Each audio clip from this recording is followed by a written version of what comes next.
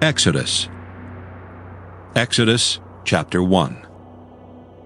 Now these are the names of the children of Israel which came into Egypt. Every man in his household came with Jacob: Reuben, Simeon, Levi, and Judah; Issachar, Zebulun, and Benjamin; Dan and Naphtali, Gad and Asher. And all the souls that came out of the loins of Jacob were 70 souls, for Joseph was in Egypt already. And Joseph died, and all his brethren, and all that generation. And the children of Israel were fruitful, and increased abundantly, and multiplied, and waxed exceedingly mighty, and the land was filled with them. Now there arose up a new king over Egypt, which knew not Joseph. And he said unto his people, Behold, the people of the children of Israel are more and mightier than we. Come on, let us deal wisely with them, lest they multiply, and it come to pass that when there falleth out any war, they join also unto our enemies, and fight against us, and so get them up out of the land. Therefore they did set over them taskmasters to afflict them with their burdens, and they built for Pharaoh treasure cities, Pithom and Raamses. But the more they afflicted them, the more they multiplied and grew, and they were grieved because of the children of Israel. And the Egyptians made the children of Israel to serve with rigor. And they made their lives bitter with hard bondage, in mortar and in brick, and in all manner of service in the field. All their service wherein they made them serve was with rigor. And the king of Egypt spake to the Hebrew midwives, of which the name of the one was Shiphrah, and the name of the other Puah. And he said, When ye do the office of a midwife to the Hebrew women, and see them upon the stools, if it be a son, then ye shall kill him. But if it be a daughter, then she shall live. But the midwives feared God, and did not as the king of Egypt commanded them, but saved the men children alive. And the king of Egypt called for the midwives, and said unto them, Why have ye done this thing, and have saved the men children alive? And the midwives said unto Pharaoh, Because the Hebrew women are not as the Egyptian women, for they are lively, and are delivered ere the midwives come in unto them. Therefore God dealt well with the midwives, and the people multiplied and waxed very mighty. And it came to pass, because the midwives feared God, that he made them houses. And Pharaoh charged all his people, saying, Every son that is born ye shall cast into the river, and every daughter ye shall save alive. Exodus chapter 2. And there went a man of the house of Levi, and took to wife a daughter of Levi. And the woman conceived and bare a son, and when she saw him that he was a goodly child, she hid him 3 months. And when she could not longer hide him, she took for him an ark of bulrushes, and daubed it with slime and with pitch, and put the child therein. And she laid it in the flags by the river's brink. And his sister stood afar off to wit what would be done to him. And the daughter of Pharaoh came down to wash herself at the river, and her maidens walked along by the river's side. And when she saw the ark among the flags, she sent her maid to fetch it. And when she had opened it, she saw the child, and behold, the babe wept. And she had compassion on him, and said, This is one of the Hebrews' children. Then said his sister to Pharaoh's daughter, Shall I go and call to thee a nurse of the Hebrew woman, that she may nurse the child for thee? And Pharaoh's daughter said to her, Go. And the maid went and called the child's mother. And Pharaoh's daughter said unto her, Take this child away and nurse it for me, and I will give thee thy wages. And the woman took the child and nursed it. And the child grew, and she brought him unto Pharaoh's daughter, and he became her son. And she called his name Moses. And she said, Because I drew him out of the water. And it came to pass in those days when Moses was grown, that he went out unto his brethren, and looked on their burdens. And he spied an Egyptian smiting an Hebrew, one of his brethren. And he looked this way and that way, and when he saw that there was no man, he slew the Egyptian, and hid him in the sand. And when he went out the second day, behold, 2 men of the Hebrews strove together. And he said to him that did the wrong, Wherefore smitest thou thy fellow? And he said, Who made thee a prince and a judge over us? Intendest thou to kill me, as thou killedst the Egyptian? And Moses feared, and said, Surely this thing is known. Now when Pharaoh heard this thing, he sought to slay Moses. But Moses fled from the face of Pharaoh and dwelt in the land of Midian, and he sat down by a well. Now the priest of Midian had 7 daughters, and they came and drew water and filled the troughs to water their father's flock. And the shepherds came and drove them away, but Moses stood up and helped them and watered their flock. And when they came to Reuel their father, he said, How is it that ye are come so soon today? And they said, An Egyptian delivered us out of the hand of the shepherds, and also drew water enough for us and watered the flock. And he said unto his daughters, And where is he? Why is it that ye have left the man? Call him, that he may eat bread. And Moses was content to dwell with the man. And he gave Moses Zipporah his daughter. And she bare him a son, and he called his name Gershom. For he said, I have been a stranger in a strange land. And it came to pass in process of time that the king of Egypt died. And the children of Israel sighed by reason of the bondage, and they cried, and their cry came up unto God by reason of the bondage. And God heard their groaning, and God remembered his covenant with Abraham, with Isaac, and with Jacob. And God looked upon the children of Israel, and God had respect unto them. Exodus chapter 3. Now Moses kept the flock of Jethro his father-in-law, the priest of Midian, and he led the flock to the backside of the desert, and came to the mountain of God, even to Horeb.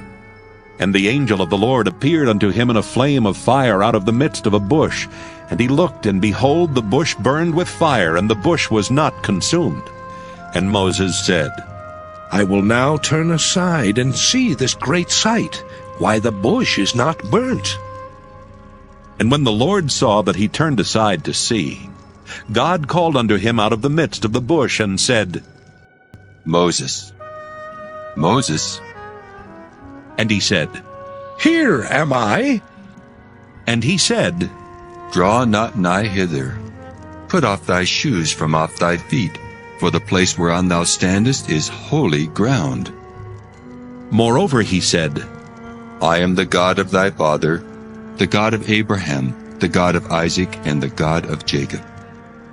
And Moses hid his face, for he was afraid to look upon God. And the Lord said, I have surely seen the affliction of my people which are in Egypt, and have heard their cry by reason of their taskmasters, for I know their sorrows. And I am come down to deliver them out of the hand of the Egyptians, and to bring them up out of that land unto a good land and a large, unto a land flowing with milk and honey, unto the place of the Canaanites, and the Hittites, and the Amorites, and the Perizzites, and the Hivites, and the Jebusites. Now therefore, behold, the cry of the children of Israel is come unto me, and I have also seen the oppression wherewith the Egyptians oppress them. Come now therefore, and I will send thee unto Pharaoh, that thou mayest bring forth my people, the children of Israel, out of Egypt. And Moses said unto God, Who am I, that I should go unto Pharaoh, and that I should bring forth the children of Israel out of Egypt? And he said, Certainly I will be with thee, and this shall be a token unto thee that I have sent thee. When thou hast brought forth the people out of Egypt, ye shall serve God upon this mountain. And Moses said unto God, Behold, when I come unto the children of Israel, and shall say unto them, The God of your fathers hath sent me unto you, and they shall say to me, What is his name? What shall I say unto them? And God said unto Moses, I am that I am. And he said, Thus shalt thou say unto the children of Israel, I am hath sent me unto you. And God said moreover unto Moses, Thus shalt thou say unto the children of Israel, The Lord God of your fathers, the God of Abraham, the God of Isaac, and the God of Jacob hath sent me unto you. This is my name forever, and this is my memorial unto all generations. Go and gather the elders of Israel together, and say unto them, The Lord God of your fathers, the God of Abraham, of Isaac, and of Jacob, appeared unto me, saying, I have surely visited you and seen that which is done to you in Egypt.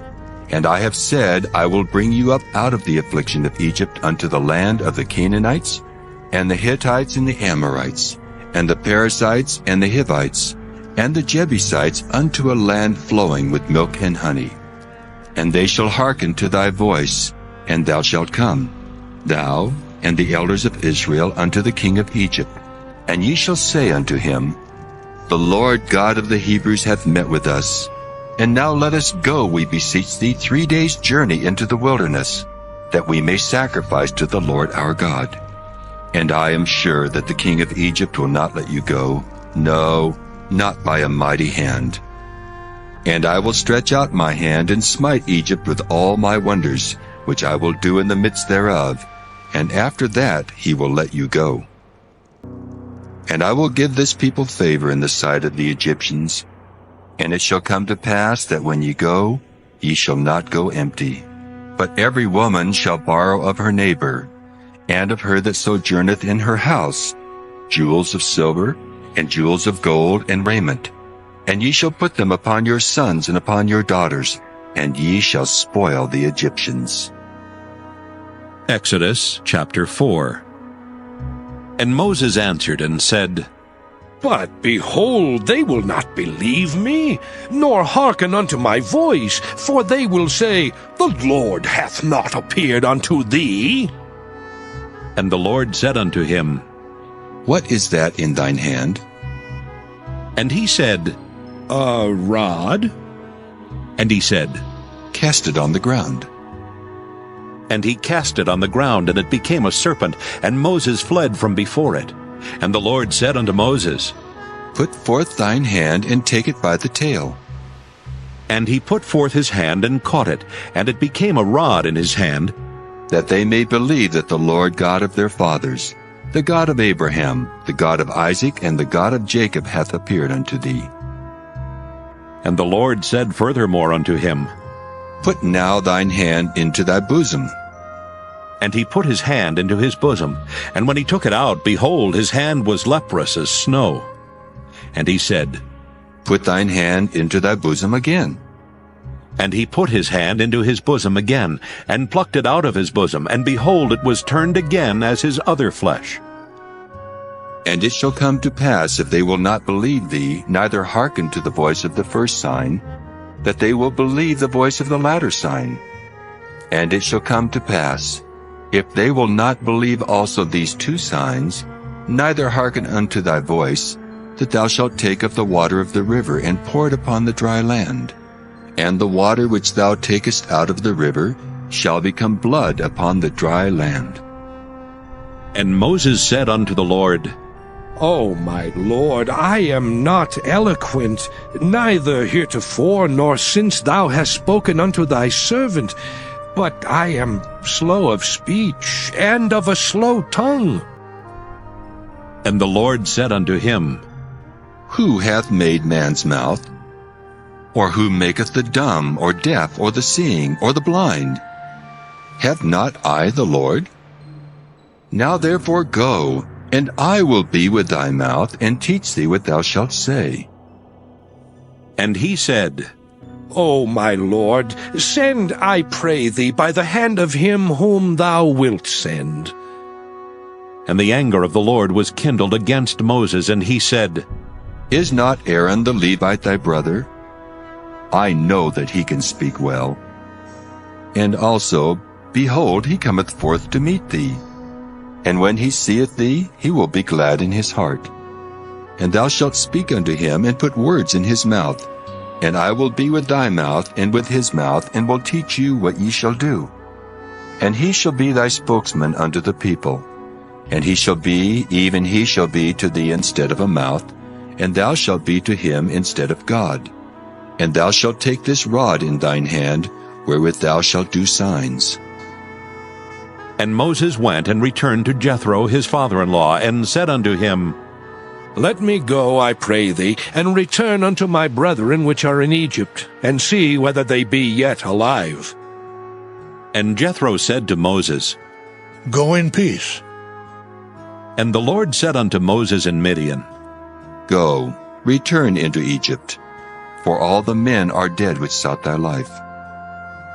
And Moses took his wife and his sons, and set them upon an ass, and he returned to the land of Egypt. And Moses took the rod of God in his hand. And the Lord said unto Moses, When thou goest to return into Egypt, see that thou do all those wonders before Pharaoh which I put in thine hand. But I will harden his heart, that he shall not let the people go. And thou shalt say unto Pharaoh, Thus saith the Lord, Israel is my son, even my firstborn. And I say unto thee, Let my son go, that he may serve me. And if thou refuse to let him go, behold, I will slay thy son, even thy firstborn. And it came to pass by the way in the inn that the Lord met him, and sought to kill him. Then Zipporah took a sharp stone, and cut off the foreskin of her son, and cast it at his feet, and said, Surely a bloody husband art thou to me. So he let him go. Then she said, A bloody husband thou art, because of the circumcision. And the Lord said to Aaron, Go into the wilderness to meet Moses. And he went and met him in the mount of God, and kissed him. And Moses told Aaron all the words of the Lord who had sent him, and all the signs which he had commanded him. And Moses and Aaron went and gathered together all the elders of the children of Israel. And Aaron spake all the words which the Lord had spoken unto Moses, and did the signs in the sight of the people. And the people believed. And when they heard that the Lord had visited the children of Israel, and that he had looked upon their affliction, then they bowed their heads and worshipped. Exodus chapter 5. And afterward Moses and Aaron went in and told Pharaoh, Thus saith the Lord God of Israel, Let my people go, that they may hold a feast unto me in the wilderness. And Pharaoh said, Who is the Lord, that I should obey his voice to let Israel go? I know not the Lord, neither will I let Israel go. And they said, The God of the Hebrews hath met with us. Let us go, we pray thee, 3 days' journey into the desert, and sacrifice unto the Lord our God, lest he fall upon us with pestilence or with the sword. And the king of Egypt said unto them, Wherefore do ye, Moses and Aaron, let the people from their works? Get you unto your burdens. And Pharaoh said, Behold, the people of the land now are many, and ye make them rest from their burdens? And Pharaoh commanded the same day the taskmasters of the people and their officers, saying, Ye shall no more give the people straw to make brick, as heretofore. Let them go and gather straw for themselves. And the tale of the bricks which they did make heretofore, ye shall lay upon them. Ye shall not diminish aught thereof. For they be idle. Therefore they cry, saying, Let us go and sacrifice to our God. Let their more work be laid upon the men, that they may labor therein, and let them not regard vain words. And the taskmasters of the people went out, and their officers, and they spake to the people, saying, Thus saith Pharaoh, I will not give you straw. O ye get you straw where ye can find it, yet not aught of your work shall be diminished.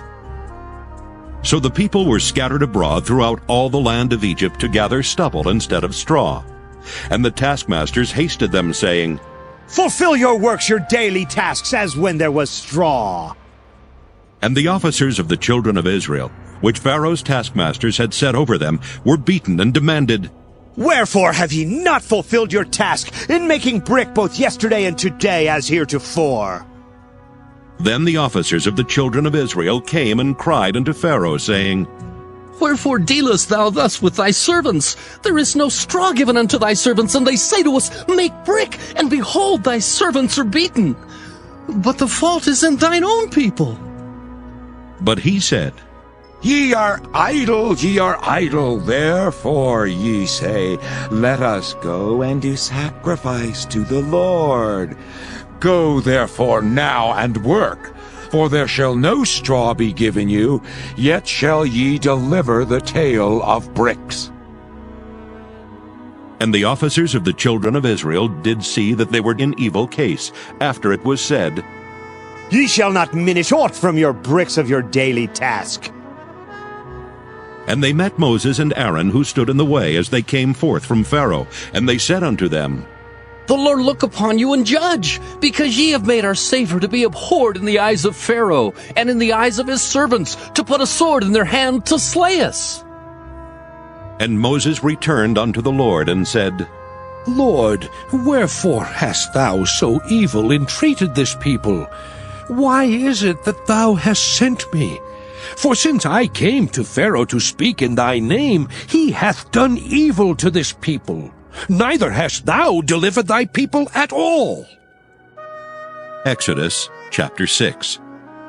Then the Lord said unto Moses, Now shalt thou see what I will do to Pharaoh.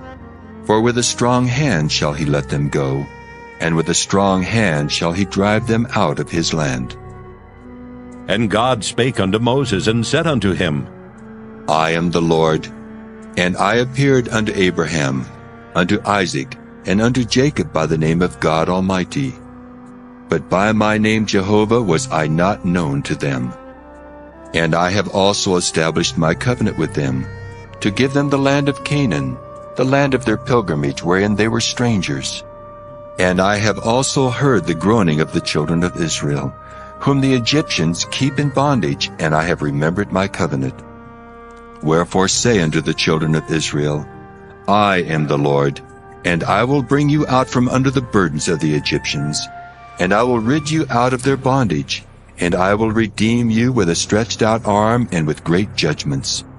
And I will take you to me for a people, and I will be to you a God. And ye shall know that I am the Lord your God, which bringeth you out from under the burdens of the Egyptians. And I will bring you in unto the land, concerning the which I did swear to give it to Abraham, to Isaac, and to Jacob. And I will give it you for an heritage. I am the Lord. And Moses spake so unto the children of Israel. But they hearkened not unto Moses for anguish of spirit and for cruel bondage. And the Lord spake unto Moses, saying, Go in, speak unto Pharaoh king of Egypt, that he let the children of Israel go out of his land. And Moses spake before the Lord, saying, Behold, the children of Israel have not hearkened unto me. How then shall Pharaoh hear me, who am of uncircumcised lips?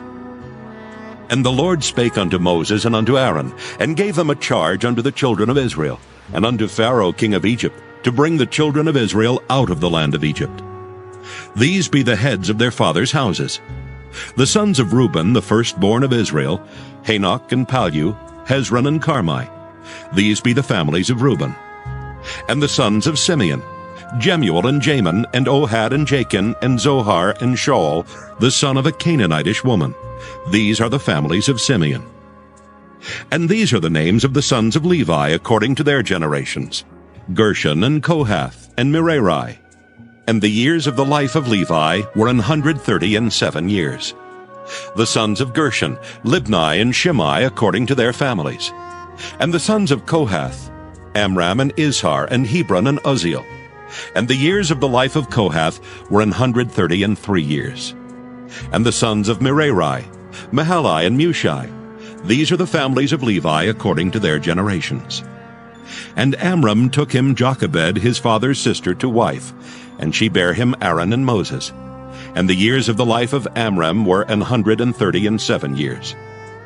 And the sons of Izhar, Korah and Nepheg and Zichri. And the sons of Uzziel, Mishael and Elzaphan and Zithri. And Aaron took him Elisheba, daughter of Amminadab, sister of Naashon, to wife. And she bare him Nadab, and Abihu, Eleazar, and Ithamar. And the sons of Korah, Asher, and Elkanah, and Abisaph. These are the families of the Korhites. And Eleazar, Aaron's son, took him one of the daughters of Putiel to wife, and she bare him Phinehas. These are the heads of the fathers of the Levites according to their families. These are that Aaron and Moses, to whom the Lord said, Bring out the children of Israel from the land of Egypt, according to their armies. These are they which spake to Pharaoh king of Egypt, to bring out the children of Israel from Egypt. These are that Moses and Aaron. And it came to pass on the day when the Lord spake unto Moses in the land of Egypt, that the Lord spake unto Moses, saying, I am the Lord. Speak thou unto Pharaoh king of Egypt all that I say unto thee. And Moses said before the Lord, Lord, behold, I am of uncircumcised lips, and how shall Pharaoh hearken unto me? Exodus chapter 7. And the Lord said unto Moses, See, I have made thee a god to Pharaoh, and Aaron thy brother shall be thy prophet. Thou shalt speak all that I command thee, and Aaron thy brother shall speak unto Pharaoh, that he send the children of Israel out of his land. And I will harden Pharaoh's heart, and multiply my signs and my wonders in the land of Egypt. But Pharaoh shall not hearken unto you, that I may lay my hand upon Egypt, and bring forth mine armies, and my people the children of Israel out of the land of Egypt by great judgments. And the Egyptians shall know that I am the Lord, when I stretch forth mine hand upon Egypt, and bring out the children of Israel from among them. And Moses and Aaron did as the Lord commanded them, so did they. And Moses was 80 years old, and Aaron 83 years old, when they spake unto Pharaoh. And the Lord spake unto Moses and unto Aaron, saying, When Pharaoh shall speak unto you, saying, Show a miracle for you, then thou shalt say unto Aaron, Take thy rod and cast it before Pharaoh, and it shall become a serpent. And Moses and Aaron went in unto Pharaoh, and they did so as the Lord had commanded. And Aaron cast down his rod before Pharaoh and before his servants, and it became a serpent. Then Pharaoh also called the wise men and the sorcerers. Now the magicians of Egypt, they also did in like manner with their enchantments. For they cast down every man his rod, and they became serpents. But Aaron's rod swallowed up their rods. And he hardened Pharaoh's heart, that he hearkened not unto them, as the Lord had said. And the Lord said unto Moses, Pharaoh's heart is hardened. He refuseth to let the people go. Get thee unto Pharaoh in the morning. Lo, he goeth out unto the water, and thou shalt stand by the river's brink against he come. And the rod which was turned to a serpent shalt thou take in thine hand, and thou shalt say unto him, The Lord God of the Hebrews hath sent me unto thee, saying, Let my people go, that they may serve me in the wilderness. And behold, hitherto thou wouldst not hear. Thus saith the Lord, In this thou shalt know that I am the Lord. Behold, I will smite with the rod that is in mine hand upon the waters which are in the river, and they shall be turned to blood. And the fish that is in the river shall die, and the river shall stink, and the Egyptians shall loathe to drink of the water of the river. And the Lord spake unto Moses, Say unto Aaron, Take thy rod and stretch out thine hand upon the waters of Egypt, upon their streams, upon their rivers, and upon their ponds, and upon all their pools of water, that they may become blood, and that there may be blood throughout all the land of Egypt, both in vessels of wood and in vessels of stone. And Moses and Aaron did so as the Lord commanded. And he lifted up the rod, and smote the waters that were in the river, in the sight of Pharaoh, and in the sight of his servants. And all the waters that were in the river were turned to blood. And the fish that was in the river died, and the river stank, and the Egyptians could not drink of the water of the river. And there was blood throughout all the land of Egypt. And the magicians of Egypt did so with their enchantments, and Pharaoh's heart was hardened, neither did he hearken unto them as the Lord had said. And Pharaoh turned and went into his house, neither did he set his heart to this also.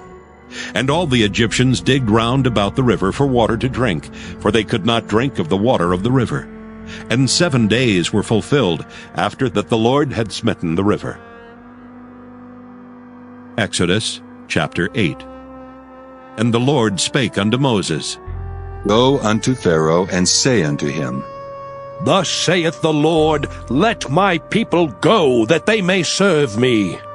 And if thou refuse to let them go, behold, I will smite all thy borders with frogs, and the river shall bring forth frogs abundantly. abundantly, which shall go up and come into thine house, and into thy bedchamber, and upon thy bed, and into the house of thy servants, and upon thy people, and into thine ovens, and into thy kneading troughs. And the frogs shall come up both on thee, and upon thy people, and upon all thy servants.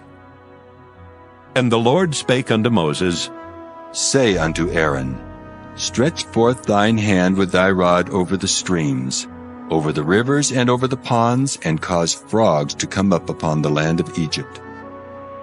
And Aaron stretched out his hand over the waters of Egypt, and the frogs came up and covered the land of Egypt. And the magicians did so with their enchantments, and brought up frogs upon the land of Egypt. Then Pharaoh called for Moses and Aaron, and said, Entreat the Lord that he may take away the frogs from me and from my people, and I will let the people go, that they may do sacrifice unto the Lord. And Moses said unto Pharaoh, Glory over me! When shall I entreat for thee, and for thy servants, and for thy people, to destroy the frogs from thee and thy houses, that they may remain in the river only? And he said, Tomorrow. And he said, Be it according to thy word, that thou mayest know that there is none like unto the Lord our God. And the frogs shall depart from thee, and from thy houses, and from thy servants, and from thy people. They shall remain in the river only. And Moses and Aaron went out from Pharaoh. And Moses cried unto the Lord because of the frogs which he had brought against Pharaoh. And the Lord did according to the word of Moses, and the frogs died out of the houses, out of the villages, and out of the fields. And they gathered them together upon heaps, and the land stank. But when Pharaoh saw that there was respite, he hardened his heart, and hearkened not unto them, as the Lord had said. And the Lord said unto Moses, Say unto Aaron, Stretch out thy rod, and smite the dust of the land, that it may become lice throughout all the land of Egypt. And they did so. For Aaron stretched out his hand with his rod, and smote the dust of the earth, and it became lice in man and in beast. All the dust of the land became lice throughout all the land of Egypt. And the magicians did so with their enchantments to bring forth lice, but they could not. So there were lice upon man and upon beast. Then the magicians said unto Pharaoh, This is the figure of God. And Pharaoh's heart was hardened, and he hearkened not unto them, as the Lord had said. And the Lord said unto Moses, Rise up early in the morning, and stand before Pharaoh. Lo, he cometh forth to the water, and say unto him, Thus saith the Lord, Let my people go, that they may serve me. Else, if thou wilt not let my people go, behold, I will send swarms of flies upon thee, and upon thy servants, and upon thy people, and into thy houses. And the houses of the Egyptians shall be full of swarms of flies, and also the ground whereon they are. And I will sever in that day the land of Goshen, in which my people dwell, that no swarms of flies shall be there. To the end thou mayest know that I am the Lord in the midst of the earth, and I will put a division between my people and thy people. Tomorrow shall this sign be. And the Lord did so. And there came a grievous swarm of flies into the house of Pharaoh, and into his servants' houses, and into all the land of Egypt. The land was corrupted by reason of the swarm of flies. And Pharaoh called for Moses and for Aaron, and said, Go ye, sacrifice to your God in the land. And Moses said, It is not meet so to do, for we shall sacrifice the abomination of the Egyptians to the Lord our God. Lo, shall we sacrifice the abomination of the Egyptians before their eyes, and will they not stone us? We will go 3 days' journey into the wilderness, and sacrifice to the Lord our God, as he shall command us. And Pharaoh said, I will let you go, that ye may sacrifice to the Lord your God in the wilderness. Only ye shall not go very far away. Entreat for me. And Moses said, Behold, I go out from thee, and I will entreat the Lord that the swarms of flies may depart from Pharaoh, from his servants, and from his people tomorrow.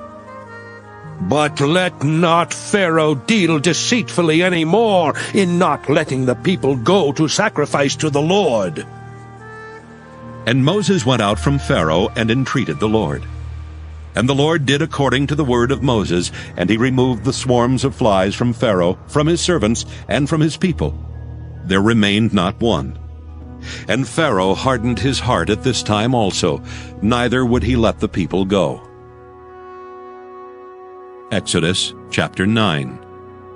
Then the Lord said unto Moses, Go in unto Pharaoh, and tell him, Thus saith the Lord God of the Hebrews, Let my people go, that they may serve me. For if thou refuse to let them go, and wilt hold them still, behold, the hand of the Lord is upon thy cattle which is in the field, upon the horses, upon the asses, upon the camels, upon the oxen, and upon the sheep.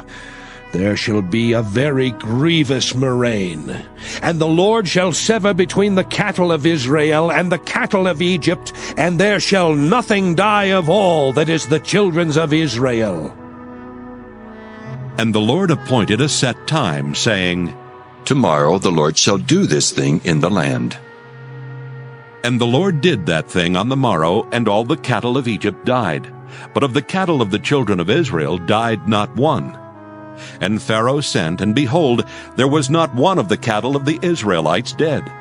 And the heart of Pharaoh was hardened, and he did not let the people go.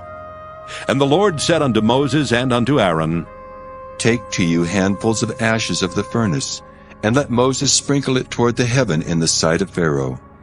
And it shall become small dust in all the land of Egypt, and shall be a boil breaking forth with blains upon man and upon beast, throughout all the land of Egypt. And they took ashes of the furnace and stood before Pharaoh.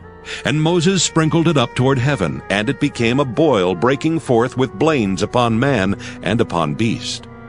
And the magicians could not stand before Moses because of the boils, for the boil was upon the magicians and upon all the Egyptians. And the Lord hardened the heart of Pharaoh, and he hearkened not unto them, as the Lord had spoken unto Moses. And the Lord said unto Moses, Rise up early in the morning, and stand before Pharaoh, and say unto him, Thus saith the Lord God of the Hebrews, Let my people go, that they may serve me.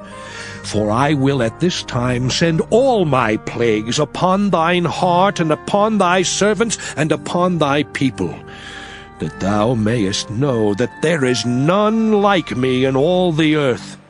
For now I will stretch out my hand, that I may smite thee and thy people with pestilence, and thou shalt be cut off from the earth.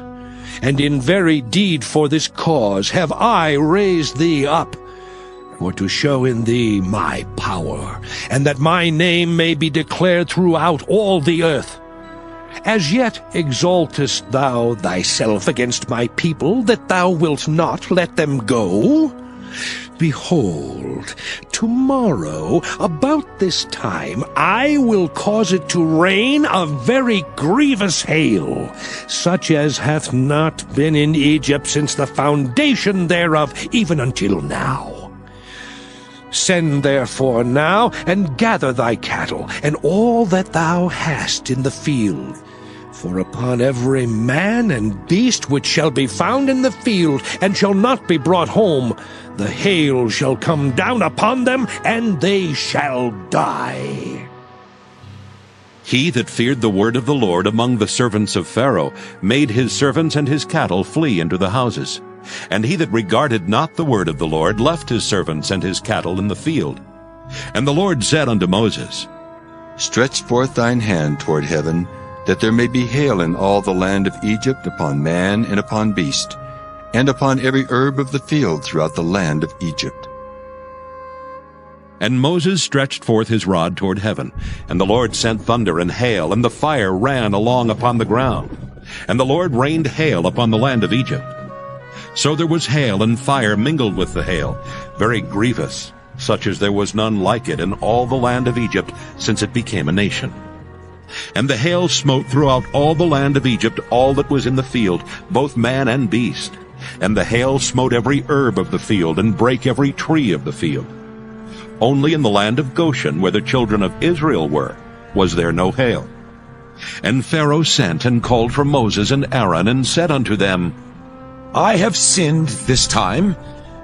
The Lord is righteous, and I and my people are wicked. Entreat the Lord, for it is enough that there be no more mighty thunderings and hail, and I will let you go, and ye shall stay no longer. And Moses said unto him, As soon as I am gone out of the city, I will spread abroad my hands unto the Lord. And the thunder shall cease, neither shall there be any more hail, that thou mayest know how that the earth is the Lord's. But as for thee and thy servants, I know that ye will not yet fear the Lord God.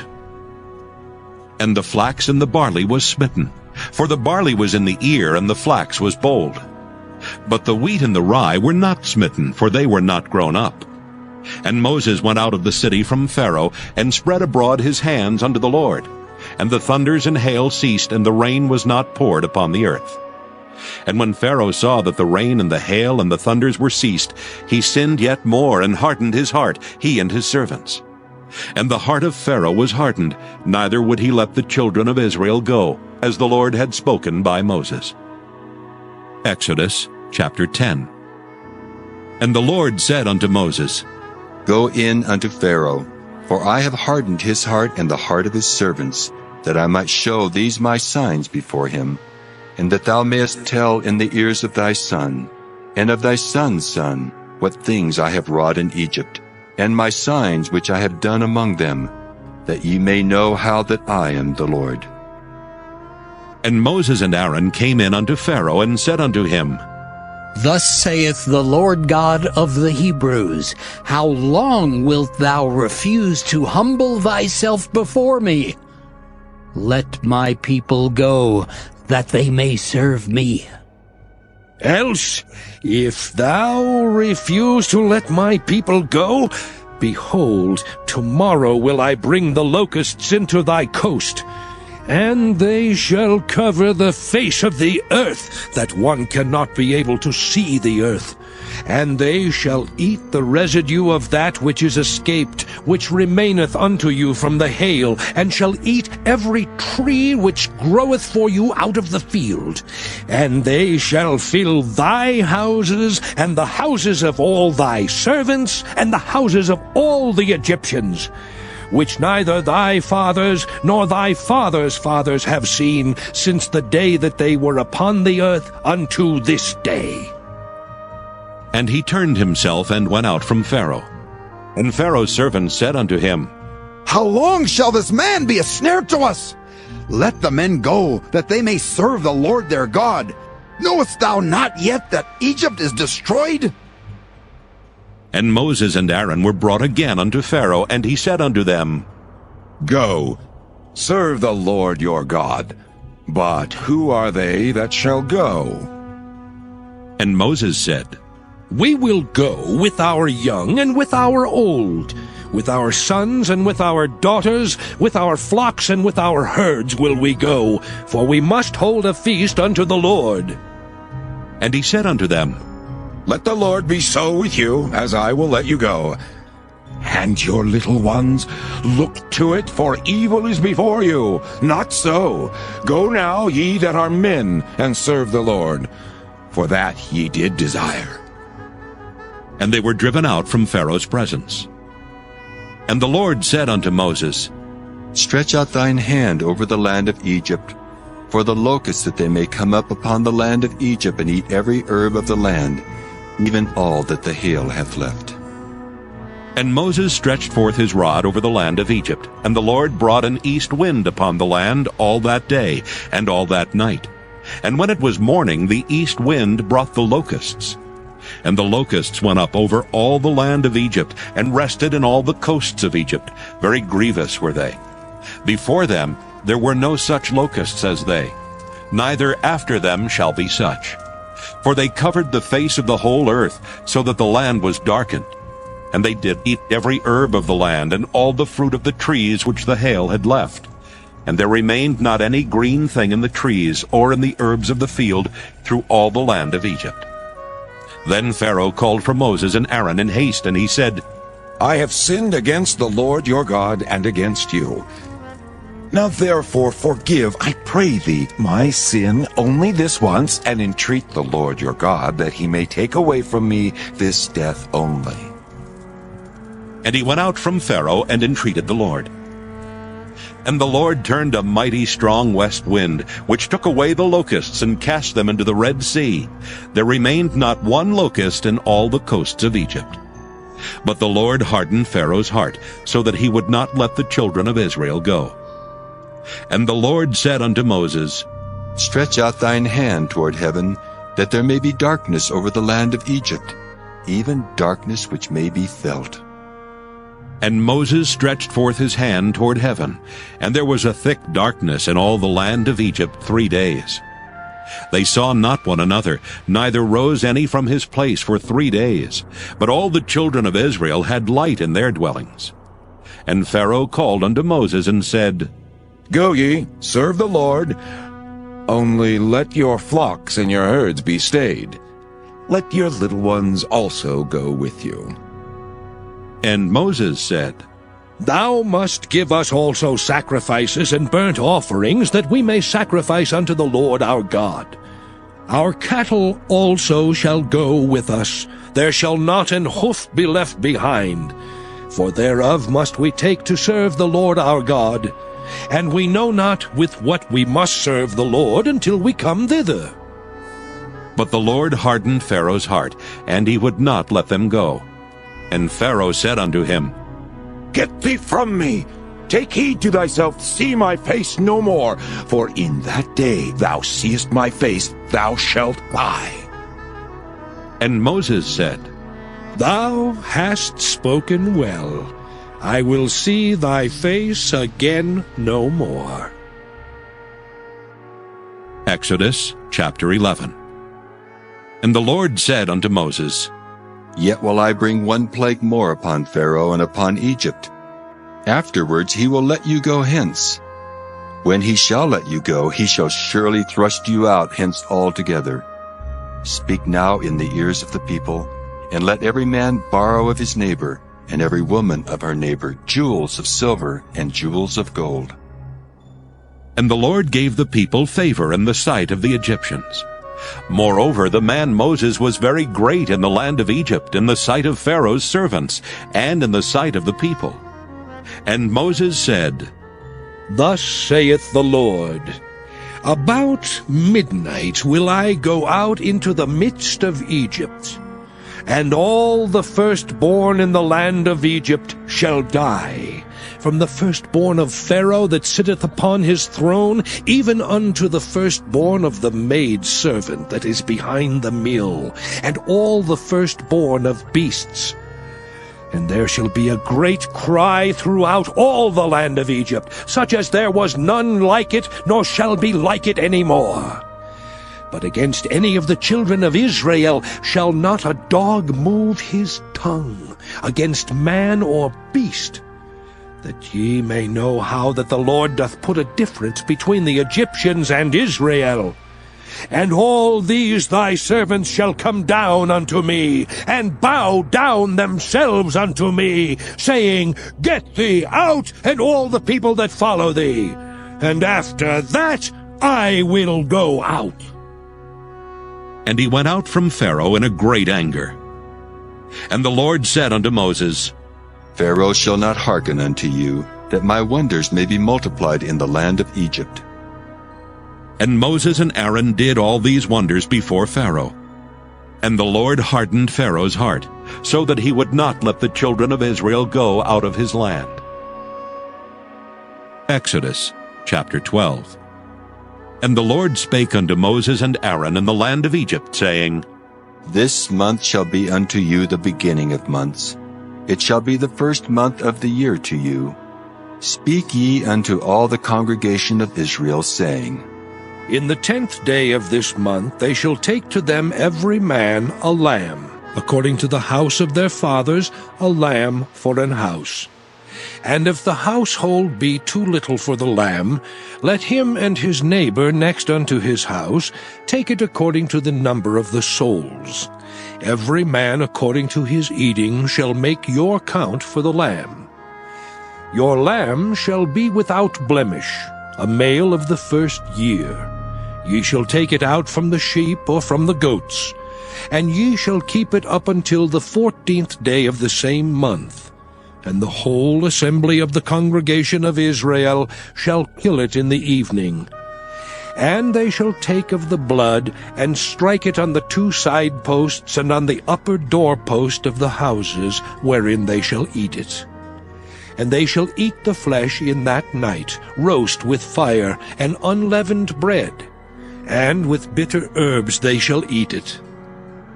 Eat not of it raw, nor sodden at all with water, but roast with fire, his head with his legs, and with the purtenance thereof. And ye shall let nothing of it remain until the morning, and that which remaineth of it until the morning ye shall burn with fire. And thus shall ye eat it, with your loins girded, your shoes on your feet, and your staff in your hand. And ye shall eat it in haste. It is the Lord's Passover.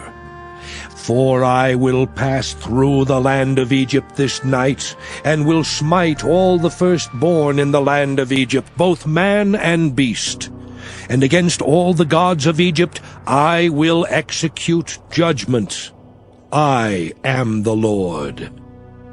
And the blood shall be to you for a token upon the houses where ye are. And when I see the blood, I will pass over you, and the plague shall not be upon you to destroy you when I smite the land of Egypt. And this day shall be unto you for a memorial, and ye shall keep it a feast to the Lord throughout your generations. Ye shall keep it a feast by an ordinance forever. 7 days shall ye eat unleavened bread. Even the first day ye shall put away leaven out of your houses. For whosoever eateth leavened bread from the first day until the 7th day, that soul shall be cut off from Israel. And in the first day there shall be an holy convocation, and in the 7th day there shall be an holy convocation to you. No manner of work shall be done in them, save that which every man must eat, that only may be done of you.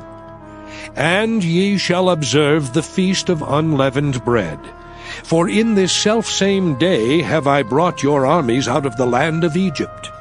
Therefore shall ye observe this day in your generations by an ordinance forever. In the 1st month, on the 14th day of the month at even, ye shall eat unleavened bread, until the 21st day of the month at even. 7 days shall there be no leaven found in your houses. For whosoever eateth that which is leavened, even that soul shall be cut off from the congregation of Israel, whether he be a stranger or born in the land. Ye shall eat nothing leavened. In all your habitations shall ye eat unleavened bread. Then Moses called for all the elders of Israel, and said unto them, Draw out and take you a lamb according to your families, and kill the Passover. And ye shall take a bunch of hyssop, and dip it in the blood that is in the basin, and strike the lintel and the 2 side posts with the blood that is in the basin. And none of you shall go out at the door of his house until the morning. For the Lord will pass through to smite the Egyptians, and when he seeth the blood upon the lintel and on the 2 side posts, the Lord will pass over the door, and will not suffer the destroyer to come in unto your houses to smite you. And ye shall observe this thing for an ordinance to thee and to thy sons forever. And it shall come to pass, when ye be come to the land which the Lord will give you, according as he hath promised, that ye shall keep this service. And it shall come to pass, when your children shall say unto you, What mean ye by this service? That ye shall say, It is the sacrifice of the Lord's Passover, who passed over the houses of the children of Israel in Egypt, when he smote the Egyptians and delivered our houses. And the people bowed the head and worshipped. And the children of Israel went away and did as the Lord had commanded Moses and Aaron, so did they. And it came to pass that at midnight the Lord smote all the firstborn in the land of Egypt, from the firstborn of Pharaoh that sat on his throne unto the firstborn of the captive that was in the dungeon, and all the firstborn of cattle. And Pharaoh rose up in the night, he and all his servants and all the Egyptians. And there was a great cry in Egypt, for there was not a house where there was not one dead. And he called for Moses and Aaron by night and said, Rise up, and get you forth from among my people, both ye and the children of Israel, and go, serve the Lord as ye have said.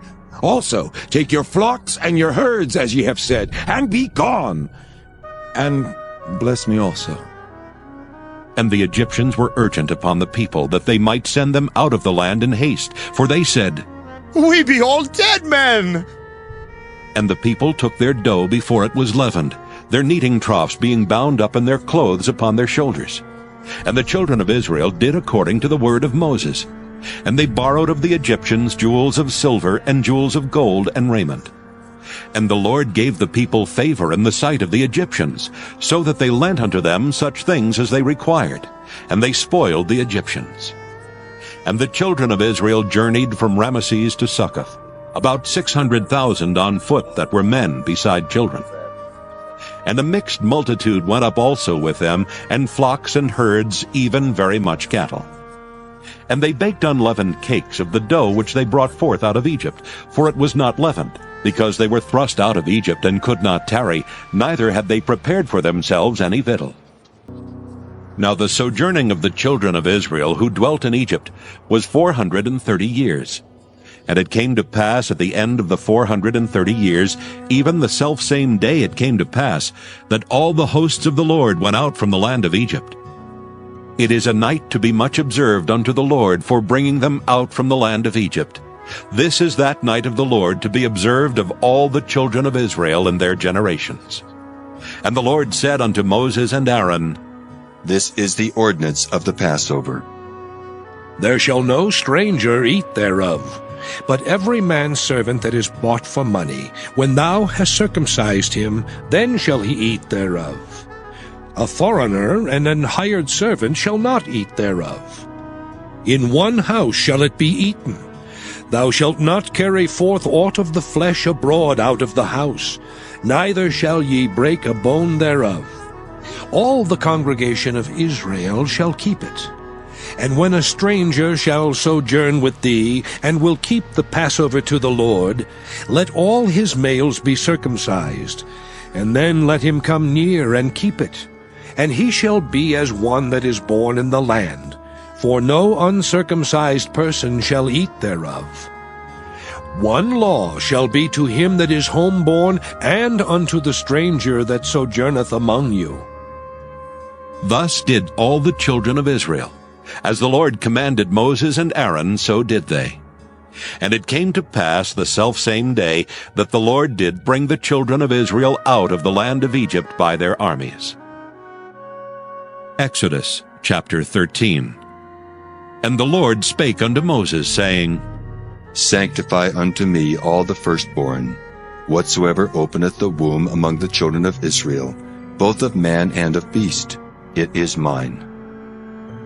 And Moses said unto the people, Remember this day in which ye came out from Egypt, out of the house of bondage. For by strength of hand the Lord brought you out from this place. There shall no leavened bread be eaten. This day came ye out in the month Abib. And it shall be when the Lord shall bring thee into the land of the Canaanites, and the Hittites, and the Amorites, and the Hivites, and the Jebusites, which he sware unto thy fathers to give thee, a land flowing with milk and honey, that thou shalt keep this service in this month. 7 days thou shalt eat unleavened bread, and in the 7th day shall be a feast to the Lord. Unleavened bread shall be eaten 7 days, and there shall no leavened bread be seen with thee, neither shall there be leaven seen with thee in all thy quarters. And thou shalt show thy son in that day, saying, This is done because of that which the Lord did unto me when I came forth out of Egypt. And it shall be for a sign unto thee upon thine hand, and for a memorial between thine eyes, that the Lord's law may be in thy mouth. For with a strong hand hath the Lord brought thee out of Egypt. Thou shalt therefore keep this ordinance in his season from year to year. And it shall be when the Lord shall bring thee into the land of the Canaanites, as he sware unto thee and to thy fathers, and shall give it thee, that thou shalt set apart unto the Lord all that openeth the matrix, and every firstling that cometh of a beast which thou hast, the males shall be the Lord's. And every firstling of an ass thou shalt redeem with a lamb. And if thou wilt not redeem it, then thou shalt break his neck. And all the firstborn of man among thy children shalt thou redeem. And it shall be when thy son asketh thee in time to come, saying, What is this? That thou shalt say unto him, By strength of hand the Lord brought us out from Egypt, from the house of bondage.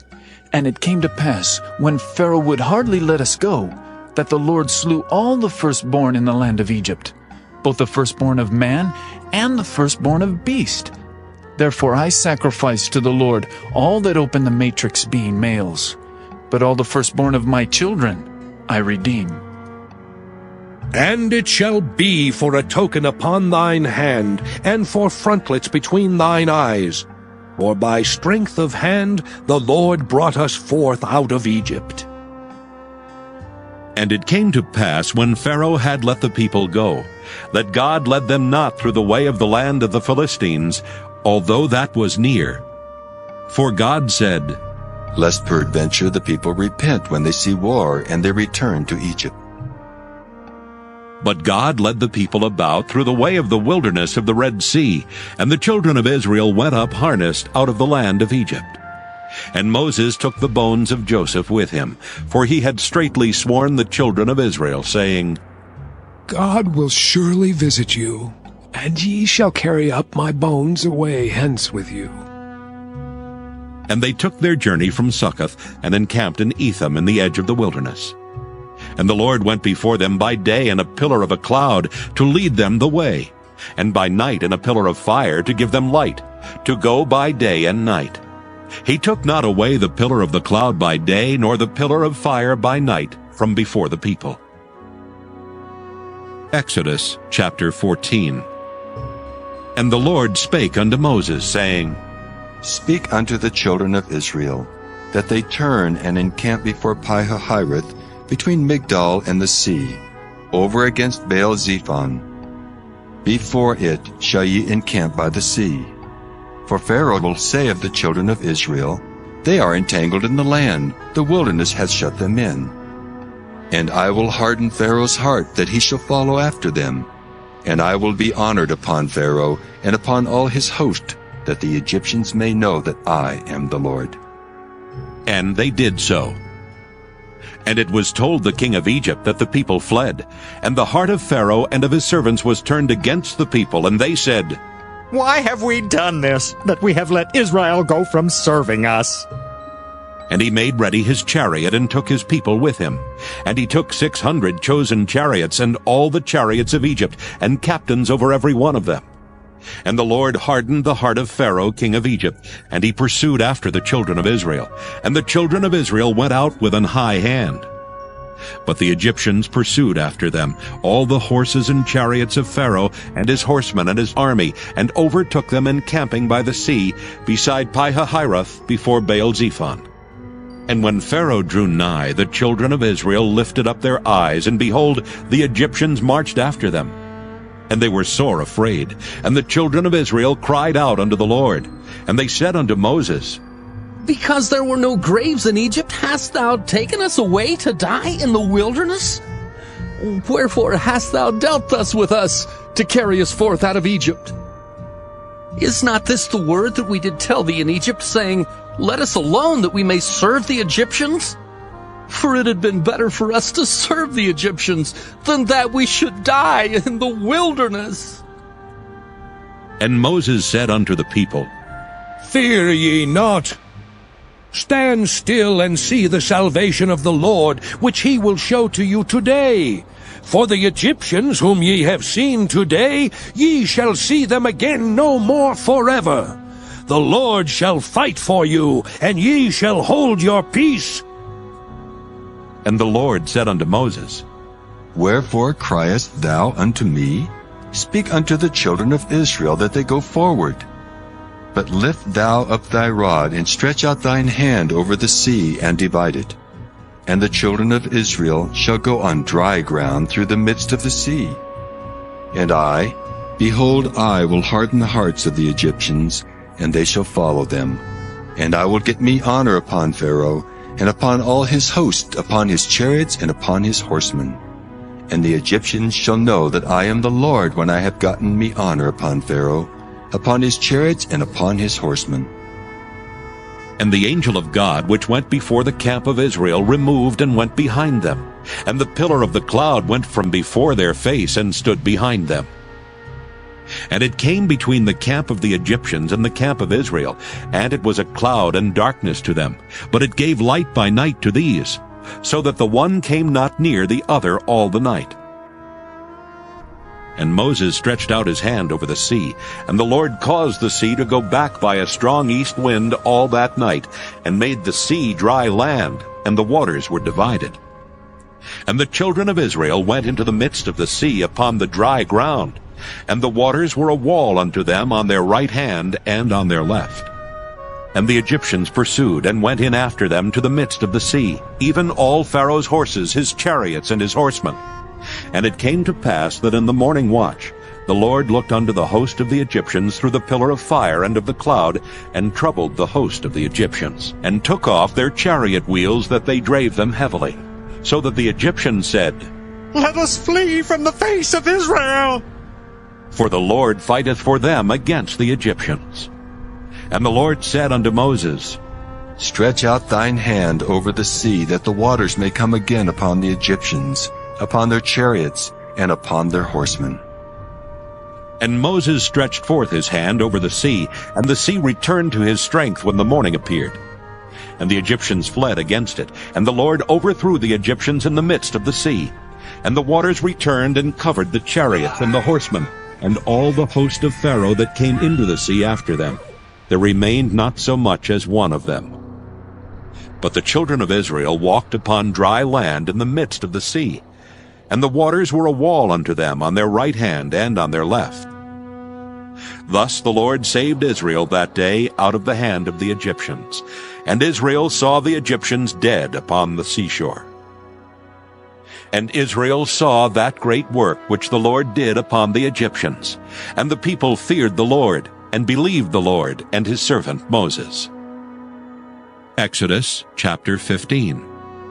Then sang Moses and the children of Israel this song unto the Lord, and spake, saying, I will sing unto the Lord, for he hath triumphed gloriously. The horse and his rider hath he thrown into the sea. The Lord is my strength and song, and he is become my salvation. He is my God, and I will prepare him an habitation, my father's God, and I will exalt him. The Lord is a man of war, the Lord is his name. Pharaoh's chariots and his host hath he cast into the sea. His chosen captains also are drowned in the Red Sea. The depths have covered them, they sank into the bottom as a stone. Thy right hand, O Lord, is become glorious in power. Thy right hand, O Lord, hath dashed in pieces the enemy. And in the greatness of thine excellency, thou hast overthrown them that rose up against thee. Thou sentest forth thy wrath, which consumed them as stubble. And with a blast of thy nostrils the waters were gathered together. The flood stood upright as an heap, and the depths were congealed in the heart of the sea. The enemy said, I will pursue, I will overtake, I will divide the spoil. My lust shall be satisfied upon them. I will draw my sword, my hand shall destroy them. Thou didst blow with thy wind, the sea covered them, they sank as lead in the mighty waters. Who is like unto thee, O Lord, among the gods? Who is like thee, glorious in holiness, fearful in praises, doing wonders? Thou stretchest out thy right hand, the earth swallowed them. Thou in thy mercy hast led forth the people which thou hast redeemed. Thou hast guided them in thy strength unto thy holy habitation. The people shall hear and be afraid. Sorrow shall take hold on the inhabitants of Palestina. Then the dukes of Edom shall be amazed. The mighty men of Moab, trembling, shall take hold upon them. All the inhabitants of Canaan shall melt away. Fear and dread shall fall upon them. By the greatness of thine arm, they shall be as still as a stone. Till thy people pass over, O Lord. Till the people pass over which thou hast purchased. Thou shalt bring them in and plant them in the mountain of thine inheritance, in the place, O Lord, which thou hast made for thee to dwell in the sanctuary, O Lord, which thy hands have established. The Lord shall reign forever and ever. For the horse of Pharaoh went in with his chariots and with his horsemen into the sea, and the Lord brought again the waters of the sea upon them. But the children of Israel went on dry land in the midst of the sea. And Miriam the prophetess, the sister of Aaron, took a timbrel in her hand, and all the women went out after her with timbrels and with dances. And Miriam answered them, Sing ye to the Lord, for he hath triumphed gloriously. The horse and his rider hath he thrown into the sea. So Moses brought Israel from the Red Sea, and they went out into the wilderness of Shur. And they went 3 days in the wilderness and found no water. And when they came to Marah, they could not drink of the waters of Marah, for they were bitter. Therefore the name of it was called Marah. And the people murmured against Moses, saying, What shall we drink? And he cried unto the Lord, and the Lord showed him a tree, which when he had cast into the waters were made sweet. There he made for them a statute and an ordinance, and there he proved them, and said, If thou wilt diligently hearken to the voice of the Lord thy God, and wilt do that which is right in his sight, and wilt give ear to his commandments, and keep all his statutes, I will put none of these diseases upon thee, which I have brought upon the Egyptians. For I am the Lord that healeth thee. And they came to Elim, where were 12 wells of water, and 70 palm trees, and they encamped there by the waters. Exodus chapter 16. And they took their journey from Elim, and all the congregation of the children of Israel came unto the wilderness of Sin, which is between Elim and Sinai, on the 15th day of the 2nd month after their departing out of the land of Egypt. And the whole congregation of the children of Israel murmured against Moses and Aaron in the wilderness. And the children of Israel said unto them, Would to God we had died by the hand of the Lord in the land of Egypt, when we sat by the flesh pots, and when we did eat bread to the full. For ye have brought us forth into this wilderness to kill this whole assembly with hunger. Then said the Lord unto Moses, Behold, I will rain bread from heaven for you, and the people shall go out and gather a certain rate every day, that I may prove them, whether they will walk in my law or no. And it shall come to pass that on the 6th day they shall prepare that which they bring in, and it shall be twice as much as they gather daily. And Moses and Aaron said unto all the children of Israel, At even then ye shall know that the Lord hath brought you out from the land of Egypt. And in the morning then ye shall see the glory of the Lord, for that he heareth your murmurings against the Lord. And what are we that ye murmur against us? And Moses said, This shall be when the Lord shall give you in the evening flesh to eat, and in the morning bread to the full. For that the Lord heareth your murmurings which ye murmur against him. And what are we? Your murmurings are not against us, but against the Lord. And Moses spake unto Aaron, Say unto all the congregation of the children of Israel, Come near before the Lord, for he hath heard your murmurings. And it came to pass, as Aaron spake unto the whole congregation of the children of Israel, that they looked toward the wilderness, and behold, the glory of the Lord appeared in the cloud. And the Lord spake unto Moses, saying, I have heard the murmurings of the children of Israel. Speak unto them, saying, At even ye shall eat flesh, and in the morning ye shall be filled with bread, and ye shall know that I am the Lord your God. And it came to pass, that at even the quails came up and covered the camp, and in the morning the dew lay round about the host. And when the dew that lay was gone up, behold, upon the face of the wilderness there lay a small round thing, as small as the hoarfrost on the ground. And when the children of Israel saw it, they said one to another, It is manna. For they wist not what it was. And Moses said unto them, This is the bread which the Lord hath given you to eat. This is the thing which the Lord hath commanded. Gather of it every man according to his eating, an omer for every man according to the number of your persons. Take ye every man for them which are in his tents. And the children of Israel did so, and gathered, some more, some less. And when they did meet it with an omer, he that gathered much had nothing over, and he that gathered little had no lack. They gathered every man according to his eating. And Moses said, Let no man leave of it till the morning. Notwithstanding they hearkened not unto Moses, but some of them left of it until the morning, and it bred worms and stank, and Moses was wroth with them. And they gathered it every morning, every man according to his eating, and when the sun waxed hot it melted. And it came to pass that on the 6th day they gathered twice as much bread, 2 omers for one man. And all the rulers of the congregation came and told Moses. And he said unto them, This is that which the Lord hath said. Tomorrow is the rest of the holy Sabbath unto the Lord. Bake that which ye will bake today, and seethe that ye will seethe. And that which remaineth over lay up for you to be kept until the morning.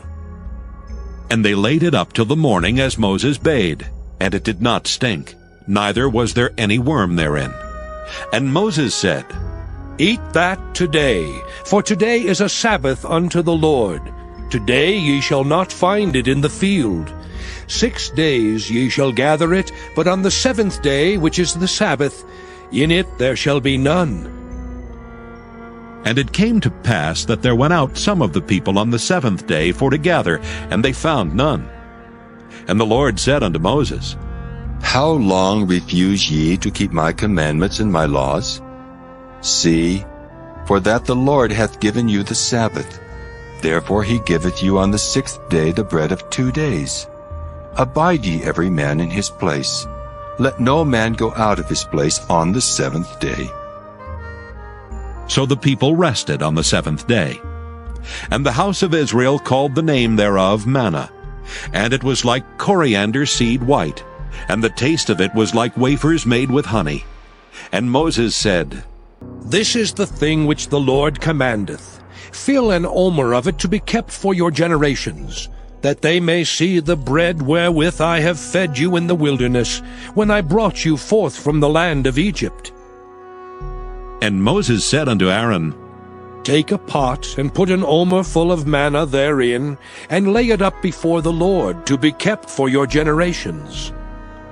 As the Lord commanded Moses, so Aaron laid it up before the testimony to be kept.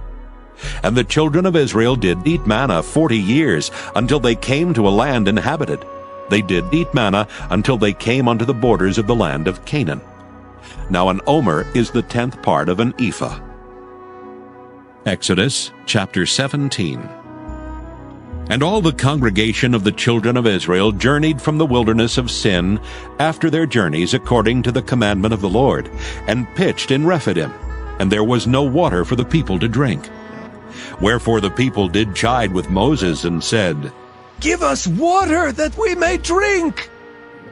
And Moses said unto them, Why chide ye with me? Wherefore do ye tempt the Lord?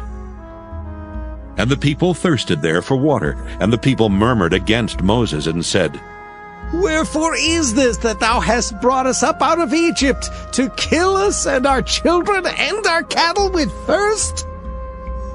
And Moses cried unto the Lord, saying, What shall I do unto this people? They be almost ready to stone me. And the Lord said unto Moses, Go on before the people, and take with thee of the elders of Israel, and thy rod wherewith thou smotest the river.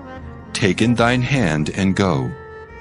Behold, I will stand before thee there upon the rock in Horeb. And thou shalt smite the rock, and there shall come water out of it, that the people may drink. And Moses did so in the sight of the elders of Israel. And he called the name of the place Massah and Meribah, because of the chiding of the children of Israel, and because they tempted the Lord, saying, Is the Lord among us or not? Then came Amalek and fought with Israel in Rephidim. And Moses said unto Joshua, Choose us out men, and go out, fight with Amalek. Tomorrow I will stand on the top of the hill with the rod of God in mine hand. So Joshua did as Moses had said to him, and fought with Amalek. And Moses, Aaron, and Hur went up to the top of the hill. And it came to pass, when Moses held up his hand, that Israel prevailed, and when he let down his hand, Amalek prevailed. But Moses' hands were heavy, and they took a stone and put it under him, and he sat thereon.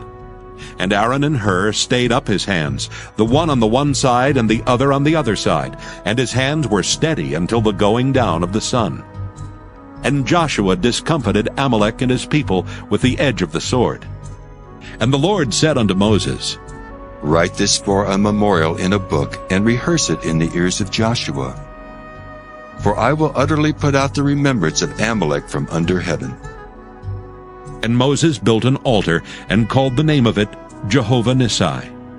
For he said, Because the Lord hath sworn that the Lord will have war with Amalek from generation to generation. Exodus chapter 18. When Jethro, the priest of Midian, Moses' father-in-law, heard of all that God had done for Moses and for Israel his people, and that the Lord had brought Israel out of Egypt, then Jethro, Moses' father-in-law, took Zipporah, Moses' wife, after he had sent her back, and her 2 sons, of which the name of the one was Gershom. For he said, I have been an alien in a strange land. And the name of the other was Eleazar. For the God of my father, said he, was mine help, and delivered me from the sword of Pharaoh. And Jethro, Moses' father-in-law, came with his sons and his wife unto Moses into the wilderness, where he encamped at the mount of God. And he said unto Moses, I, thy father-in-law Jethro, am come unto thee, and thy wife and her 2 sons with her. And Moses went out to meet his father-in-law, and did obeisance, and kissed him. And they asked each other of their welfare, and they came into the tent. And Moses told his father-in-law all that the Lord had done unto Pharaoh, and to the Egyptians for Israel's sake, and all the travail that had come upon them by the way, and how the Lord delivered them. And Jethro rejoiced for all the goodness which the Lord had done to Israel, whom he had delivered out of the hand of the Egyptians. And Jethro said, Blessed be the Lord, who hath delivered you out of the hand of the Egyptians, and out of the hand of Pharaoh, who hath delivered the people from under the hand of the Egyptians. Now I know that the Lord is greater than all gods, For the thing wherein they dealt proudly he was above them. And Jethro, Moses' father-in-law, took a burnt offering and sacrifices for God. And Aaron came and all the elders of Israel to eat bread with Moses' father-in-law before God. And it came to pass on the morrow that Moses sat to judge the people, and the people stood by Moses from the morning unto the evening. And when Moses' father-in-law saw all that he did to the people, he said, What is this thing that thou doest to the people? Why sittest thou thyself alone, and all the people stand by thee from morning until even? And Moses said unto his father-in-law, Because the people come unto me to inquire of God. When they have a matter, they come unto me. And I judge between one and another, and I do make them know the statutes of God and his laws. And Moses' father-in-law said unto him, The thing that thou doest is not good. Thou wilt surely wear away both thou and this people that is with thee. For this thing is too heavy for thee. Thou art not able to perform it thyself alone. Hearken now unto my voice. I will give thee counsel, and God shall be with thee. Be thou for the people to Godward, that thou mayest bring the causes unto God. And thou shalt teach them ordinances and laws, and shalt show them the way wherein they must walk, and the work that they must do. Moreover, thou shalt provide out of all the people able men such as fear God, men of truth, hating covetousness, and place such over them to be rulers of thousands, and rulers of hundreds, rulers of 50s, and rulers of 10s. And let them judge the people at all seasons. And it shall be that every great matter they shall bring unto thee, but every small matter they shall judge. So shall it be easier for thyself, and they shall bear the burden with thee. If thou shalt do this thing, and God command thee so, then thou shalt be able to endure, and all this people shall also go to their place in peace. So Moses hearkened to the voice of his father-in-law, and did all that he had said. And Moses chose able men out of all Israel, and made them heads over the people, rulers of thousands, rulers of hundreds, rulers of 50s, and rulers of 10s. And they judged the people at all seasons. The hard causes they brought unto Moses, but every small matter they judged themselves. And Moses let his father-in-law depart, and he went his way into his own land. Exodus chapter 19. In the 3rd month, when the children of Israel were gone forth out of the land of Egypt, the same day came they into the wilderness of Sinai. For they were departed from Rephidim, and were come to the desert of Sinai, and had pitched in the wilderness. And there Israel camped before the mount. And Moses went up unto God, and the Lord called unto him out of the mountain, saying, Thus shalt thou say to the house of Jacob, and tell the children of Israel, Ye have seen what I did unto the Egyptians, and how I bare you on eagle's wings, and brought you unto myself.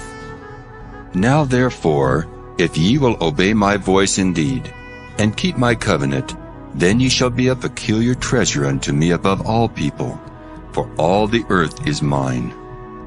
And ye shall be unto me a kingdom of priests, and an holy nation. These are the words which thou shalt speak unto the children of Israel.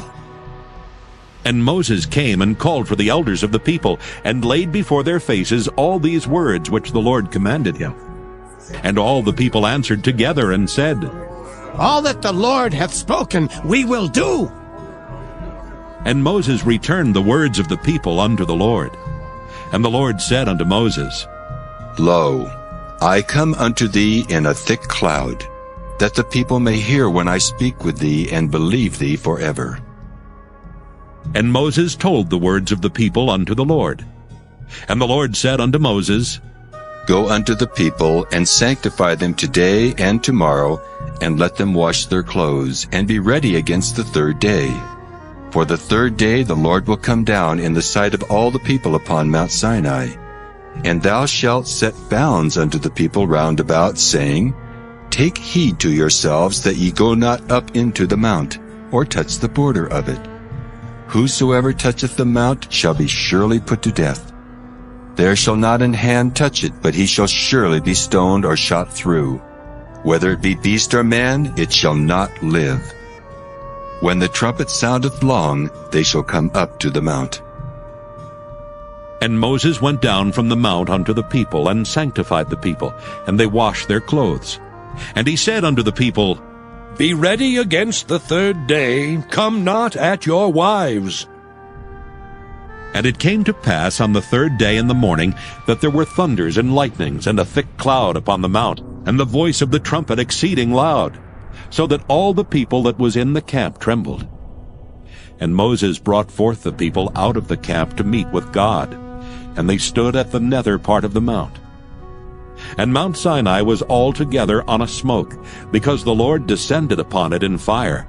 And the smoke thereof ascended as the smoke of a furnace, and the whole mount quaked greatly. And when the voice of the trumpet sounded long, and waxed louder and louder, Moses spake, and God answered him by a voice. And the Lord came down upon Mount Sinai on the top of the mount. And the Lord called Moses up to the top of the mount, and Moses went up. And the Lord said unto Moses, Go down, charge the people, lest they break through unto the Lord to gaze, and many of them perish. And let the priests also, which come near to the Lord, sanctify themselves, lest the Lord break forth upon them. And Moses said unto the Lord, The people cannot come up to Mount Sinai, for thou chargest us, saying, Set bounds about the mount, and sanctify it. And the Lord said unto him, Away, get thee down, and thou shalt come up, thou and Aaron with thee. But let not the priests and the people break through to come up unto the Lord, lest he break forth upon them. So Moses went down unto the people, and spake unto them. Exodus chapter 20. And God spake all these words, saying, I am the Lord thy God, which have brought thee out of the land of Egypt, out of the house of bondage. Thou shalt have no other gods before me. Thou shalt not make unto thee any graven image, or any likeness of anything that is in heaven above, or that is in the earth beneath, or that is in the water under the earth. Thou shalt not bow down thyself to them, nor serve them. For I, the Lord thy God, am a jealous God, visiting the iniquity of the fathers upon the children unto the third and fourth generation of them that hate me, and showing mercy unto thousands of them that love me and keep my commandments. Thou shalt not take the name of the Lord thy God in vain, for the Lord will not hold him guiltless that taketh his name in vain. Remember the Sabbath day to keep it holy. 6 days shalt thou labor and do all thy work. But the seventh day is the Sabbath of the Lord thy God. In it thou shalt not do any work, thou, nor thy son, nor thy daughter, thy manservant, nor thy maidservant, nor thy cattle, nor thy stranger that is within thy gates. For in 6 days the Lord made heaven and earth, the sea, and all that in them is, and rested the seventh day. Wherefore the Lord blessed the Sabbath day, and hallowed it. Honor thy father and thy mother, that thy days may be long upon the land which the Lord thy God giveth thee. Thou shalt not kill. Thou shalt not commit adultery. Thou shalt not steal. Thou shalt not bear false witness against thy neighbor. Thou shalt not covet thy neighbor's house. Thou shalt not covet thy neighbor's wife, nor his manservant, nor his maidservant, nor his ox, nor his ass, nor anything that is thy neighbor's. And all the people saw the thunderings, and the lightnings, and the noise of the trumpet, and the mountain smoking. And when the people saw it, they removed and stood afar off. And they said unto Moses, Speak thou with us, and we will hear, but let not God speak with us, lest we die. And Moses said unto the people, Fear not, for God is come to prove you, and that his fear may be before your faces, that ye sin not. And the people stood afar off, and Moses drew near unto the thick darkness where God was. And the Lord said unto Moses, Thus thou shalt say unto the children of Israel, Ye have seen that I have talked with you from heaven. Ye shall not make with me gods of silver, neither shall ye make unto you gods of gold. An altar of earth thou shalt make unto me, and shalt sacrifice thereon thy burnt offerings, and thy peace offerings, thy sheep and thine oxen. In all places where I record my name, I will come unto thee, and I will bless thee. And if thou wilt make me an altar of stone, thou shalt not build it of hewn stone. For if thou lift up thy tool upon it, thou hast polluted it. Neither shalt thou go up by steps unto mine altar, that thy nakedness be not discovered thereon. Exodus chapter 21. Now these are the judgments which thou shalt set before them. If thou buy an Hebrew servant, 6 years he shall serve, and in the 7th he shall go out free for nothing. If he came in by himself, he shall go out by himself. If he were married, then his wife shall go out with him. If his master have given him a wife, and she have borne him sons or daughters, the wife and her children shall be her master's, and he shall go out by himself. And if the servant shall plainly say, I love my master, my wife and my children, I will not go out free, then his master shall bring him unto the judges. He shall also bring him to the door, or unto the door post. And his master shall bore his ear through with an awl, and he shall serve him forever. And if a man sell his daughter to be a maidservant, she shall not go out as the men servants do. If she please not her master, who hath betrothed her to himself, then shall he let her be redeemed. To sell her unto a strange nation he shall have no power, seeing he hath dealt deceitfully with her. And if he have betrothed her unto his son, he shall deal with her after the manner of daughters. If he take him another wife, her food, her raiment, and her duty of marriage shall he not diminish. And if he do not these 3 unto her, then shall she go out free without money. He that smiteth a man so that he die shall be surely put to death. And if a man lie not in wait, but God deliver him into his hand, then I will appoint thee a place whither he shall flee. But if a man come presumptuously upon his neighbor, to slay him with guile, thou shalt take him from mine altar, that he may die. And he that smiteth his father or his mother shall be surely put to death.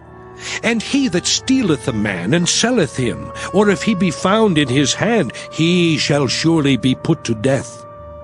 And he that curseth his father or his mother shall surely be put to death. And if men strive together, and one smite another with a stone, or with his fist, and he die not, but keepeth his bed, if he rise again, and walk abroad upon his staff, then shall he that smote him be quit. Only he shall pay for the loss of his time, and shall cause him to be thoroughly healed. And if a man smite his servant or his maid with a rod, and he die under his hand, he shall be surely punished. Notwithstanding, if he continue a day or 2, he shall not be punished, for he is his money. If men strive and hurt a woman with child, so that her fruit depart from her, and yet no mischief follow, he shall be surely punished according as the woman's husband will lay upon him, and he shall pay as the judges determine. And if any mischief follow, then thou shalt give life for life, eye for eye, tooth for tooth, hand for hand, foot for foot, burning for burning, wound for wound, stripe for stripe. And if a man smite the eye of his servant, or the eye of his maid, that it perish, he shall let him go free for his eye's sake. And if he smite out his manservant's tooth, or his maidservant's tooth, he shall let him go free for his tooth's sake. If an ox gore a man or a woman, that they die, then the ox shall be surely stoned. and his flesh shall not be eaten, but the owner of the ox shall be quit. But if the ox were wont to push with his horn in time past, and it hath been testified to his owner, and he hath not kept him in, but that he hath killed a man or a woman, the ox shall be stoned, and his owner also shall be put to death. If there be laid on him a sum of money, then he shall give for the ransom of his life whatsoever is laid upon him. Whether he have gored a son, or have gored a daughter, according to this judgment shall it be done unto him. If the ox shall push a manservant or a maidservant, he shall give unto their master 30 shekels of silver, and the ox shall be stoned. And if a man shall open a pit, or if a man shall dig a pit and not cover it, and an ox or an ass fall therein, the owner of the pit shall make it good, and give money unto the owner of them, and the dead beast shall be his. And if one man's ox hurt another's, that he die, then they shall sell the live ox, and divide the money of it, and the dead ox also they shall divide. Or if it be known that the ox hath used to push in time past, and his owner hath not kept him in, he shall surely pay ox for ox, and the dead shall be his own. Exodus chapter 22.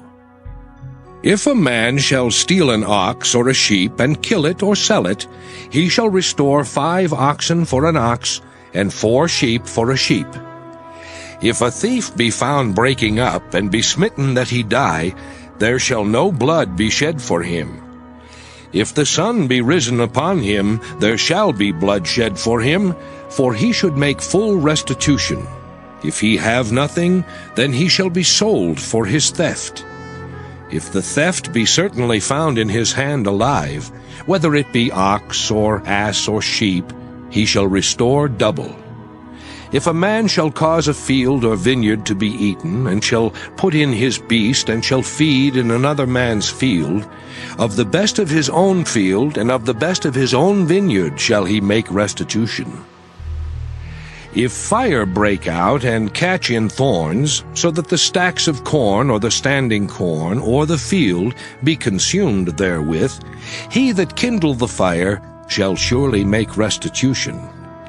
If a man shall deliver unto his neighbor money or stuff to keep, and it be stolen out of the man's house, if the thief be found, let him pay double. If the thief be not found, then the master of the house shall be brought unto the judges, to see whether he have put his hand unto his neighbor's goods. For all manner of trespass, whether it be for ox, for ass, for sheep, for raiment, or for any manner of lost thing which another challengeth to be his, the cause of both parties shall come before the judges. And whom the judges shall condemn, he shall pay double unto his neighbor. If a man deliver unto his neighbor an ass, or an ox, or a sheep, or any beast to keep, and it die, or be hurt, or driven away, no man seeing it, then shall an oath of the Lord be between them both, that he hath not put his hand unto his neighbor's goods, and the owner of it shall accept thereof, and he shall not make it good. And if it be stolen from him, he shall make restitution unto the owner thereof. If it be torn in pieces, then let him bring it for witness, and he shall not make good that which was torn. And if a man borrow aught of his neighbor, and it be hurt or die, the owner thereof being not with it, he shall surely make it good. But if the owner thereof be with it, he shall not make it good. If it be an hired thing, it came for his hire. And if a man entice a maid that is not betrothed, and lie with her, he shall surely endow her to be his wife. If her father utterly refuse to give her unto him, he shall pay money according to the dowry of virgins. Thou shalt not suffer a witch to live. Whosoever lieth with a beast shall surely be put to death. He that sacrificeth unto any god save unto the Lord only, he shall be utterly destroyed. Thou shalt neither vex a stranger nor oppress him, for ye were strangers in the land of Egypt. Ye shall not afflict any widow or fatherless child. If thou afflict them in any wise, and they cry at all unto me, I will surely hear their cry. And my wrath shall wax hot, and I will kill you with the sword, and your wives shall be widows, and your children fatherless. If thou lend money to any of my people that is poor by thee, thou shalt not be to him as an usurer, neither shalt thou lay upon him usury. If thou at all take thy neighbor's raiment to pledge, thou shalt deliver it unto him by that the sun goeth down. For that is his covering only, it is his raiment for his skin. Wherein shall he sleep? And it shall come to pass, when he crieth unto me, that I will hear, for I am gracious. Thou shalt not revile the gods, nor curse the ruler of thy people. Thou shalt not delay to offer the first of thy ripe fruits and of thy liquors. The firstborn of thy sons shalt thou give unto me. Likewise shalt thou do with thine oxen and with thy sheep. 7 days it shall be with his dam. On the 8th day thou shalt give it me. And ye shall be holy men unto me. Neither shall ye eat any flesh that is torn of beasts in the field. Ye shall cast it to the dogs. Exodus chapter 23. Thou shalt not raise a false report. Put not thine hand with the wicked to be an unrighteous witness. Thou shalt not follow a multitude to do evil, neither shalt thou speak in a cause to decline after many to wrest judgment. Neither shalt thou countenance a poor man in his cause. If thou meet thine enemy's ox or his ass going astray, thou shalt surely bring it back to him again. If thou see the ass of him that hateth thee lying under his burden, and wouldest forbear to help him, thou shalt surely help with him. Thou shalt not wrest the judgment of thy poor in his cause. Keep thee far from a false matter, and the innocent and righteous slay thou not, for I will not justify the wicked. And thou shalt take no gift, for the gift blindeth the wise, and perverteth the words of the righteous. Also thou shalt not oppress a stranger, for ye know the heart of a stranger, seeing ye were strangers in the land of Egypt. And 6 years thou shalt sow thy land, and shalt gather in the fruits thereof. But the 7th year thou shalt let it rest and lie still, that the poor of thy people may eat, and what they leave the beasts of the field shall eat. In like manner thou shalt deal with thy vineyard and with thy oliveyard. 6 days thou shalt do thy work, and on the 7th day thou shalt rest. That thine ox and thine ass may rest, and the son of thy handmaid, and the stranger may be refreshed. And in all things that I have said unto you be circumspect. And make no mention of the name of other gods, neither let it be heard out of thy mouth. 3 times thou shalt keep a feast unto me in the year.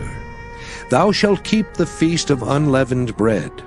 Thou shalt eat unleavened bread 7 days, as I commanded thee in the time appointed of the month Abib.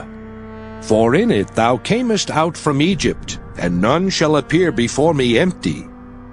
And the feast of harvest, the first fruits of thy labors, which thou hast sown in the field. And the feast of ingathering, which is in the end of the year, when thou hast gathered in thy labors out of the field. 3 times in the year all thy males shall appear before the Lord God. Thou shalt not offer the blood of my sacrifice with leavened bread, neither shall the fat of my sacrifice remain until the morning. The first of the firstfruits of thy land thou shalt bring into the house of the Lord thy God. Thou shalt not see the kid in his mother's milk. Behold, I send an angel before thee to keep thee in the way, and to bring thee into the place which I have prepared.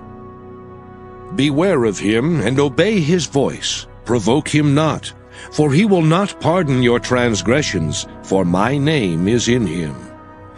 But if thou shalt indeed obey his voice, and do all that I speak, then I will be an enemy unto thine enemies, and an adversary unto thine adversaries.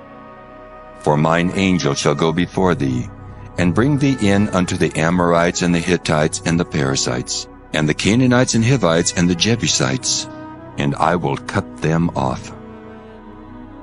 Thou shalt not bow down to their gods, nor serve them, nor do after their works. But thou shalt utterly overthrow them, and quite break down their images. And ye shall serve the Lord your God, and he shall bless thy bread and thy water, and I will take sickness away from the midst of thee.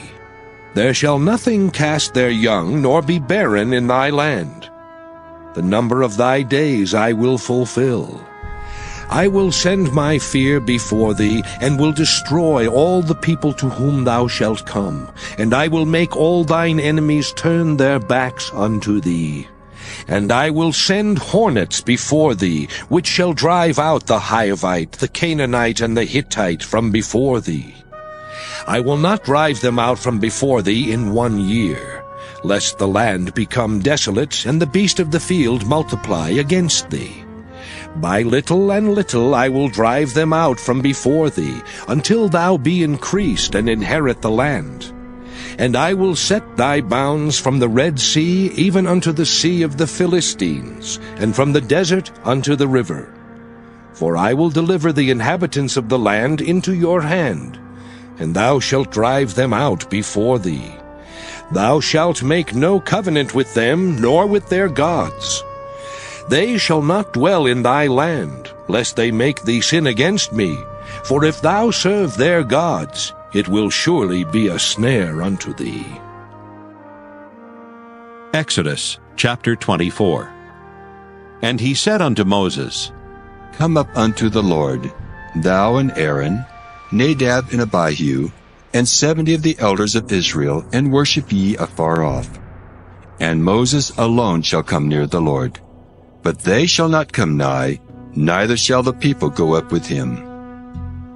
And Moses came and told the people all the words of the Lord, and all the judgments. And all the people answered with one voice, and said, All the words which the Lord hath said will we do. And Moses wrote all the words of the Lord, and rose up early in the morning, and builded an altar under the hill, and 12 pillars, according to the 12 tribes of Israel. And he sent young men of the children of Israel, which offered burnt offerings, and sacrificed peace offerings of oxen unto the Lord. And Moses took half of the blood, and put it in basins, and half of the blood he sprinkled on the altar. And he took the book of the covenant, and read in the audience of the people, and they said, All that the Lord hath said will we do, and be obedient. And Moses took the blood, and sprinkled it on the people, and said, Behold the blood of the covenant, which the Lord hath made with you concerning all these words. Then went up Moses and Aaron, Nadab and Abihu, and 70 of the elders of Israel. And they saw the God of Israel. And there was under his feet as it were a paved work of a sapphire stone, and as it were the body of heaven in his clearness. And upon the nobles of the children of Israel he laid not his hand. Also they saw God, and did eat and drink.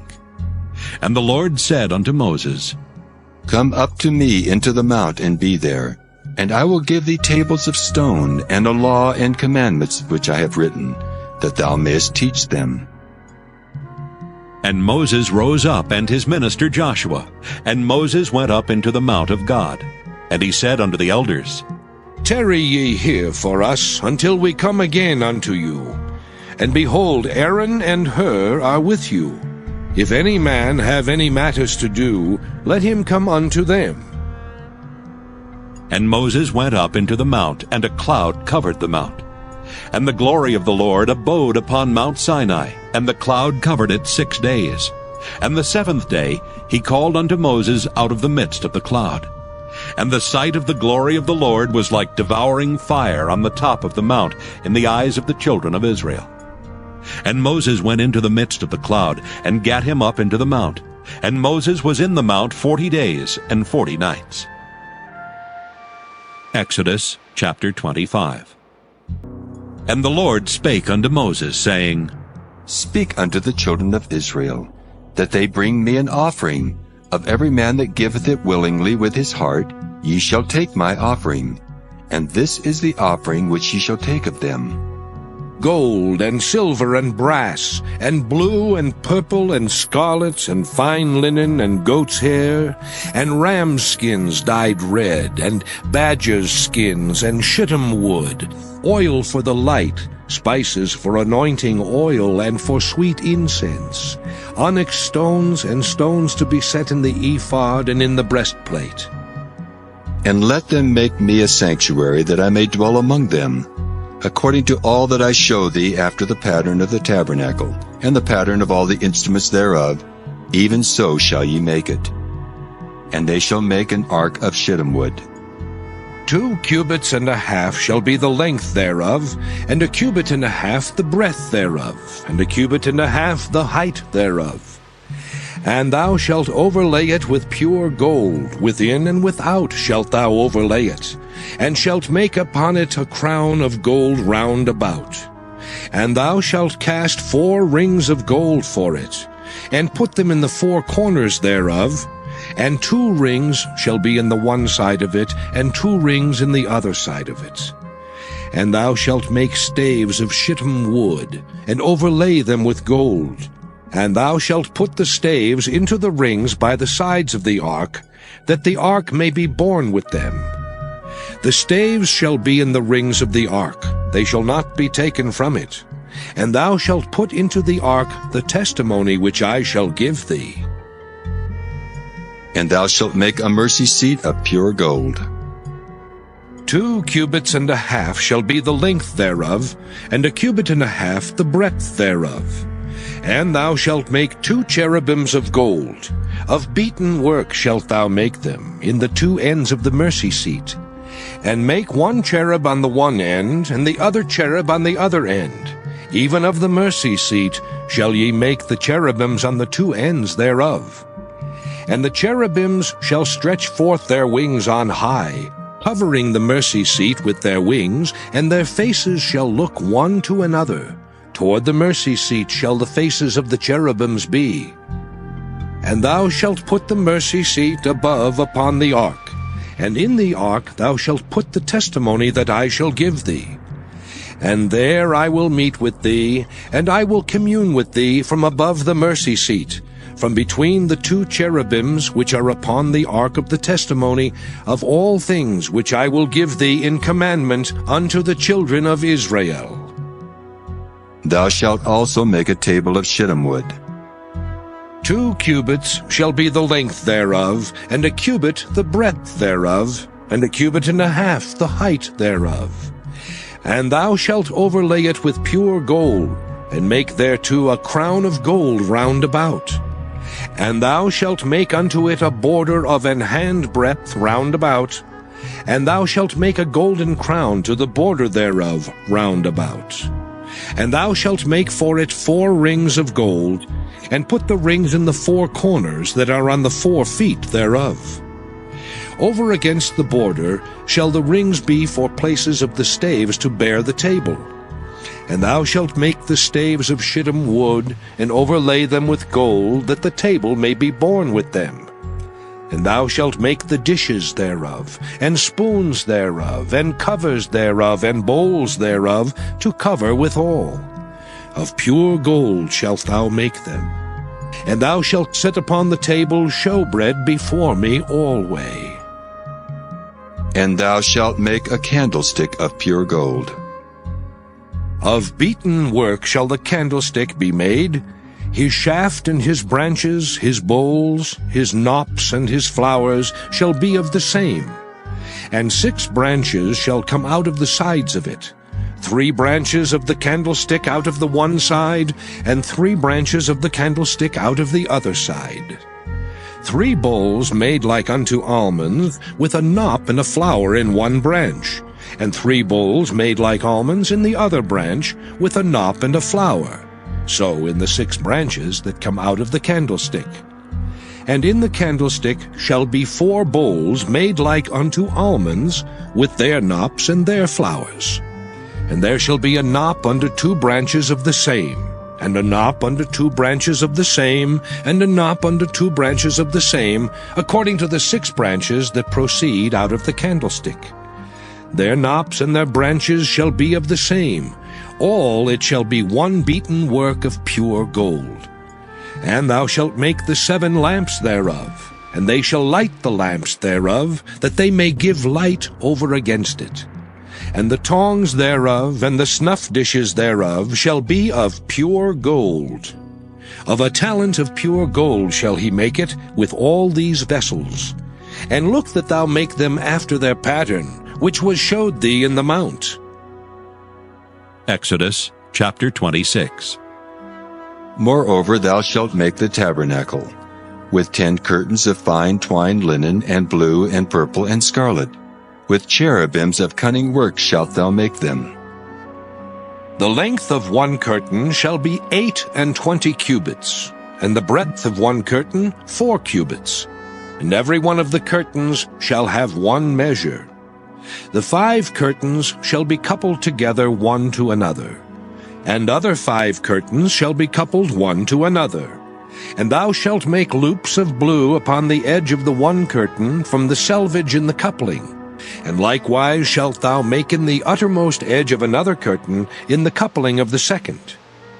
50 loops shalt thou make in the one curtain, and 50 loops shalt thou make in the edge of the curtain that is in the coupling of the second, that the loops may take hold one of another. And thou shalt make 50 taches of gold, and couple the curtains together with the taches, and it shall be one tabernacle.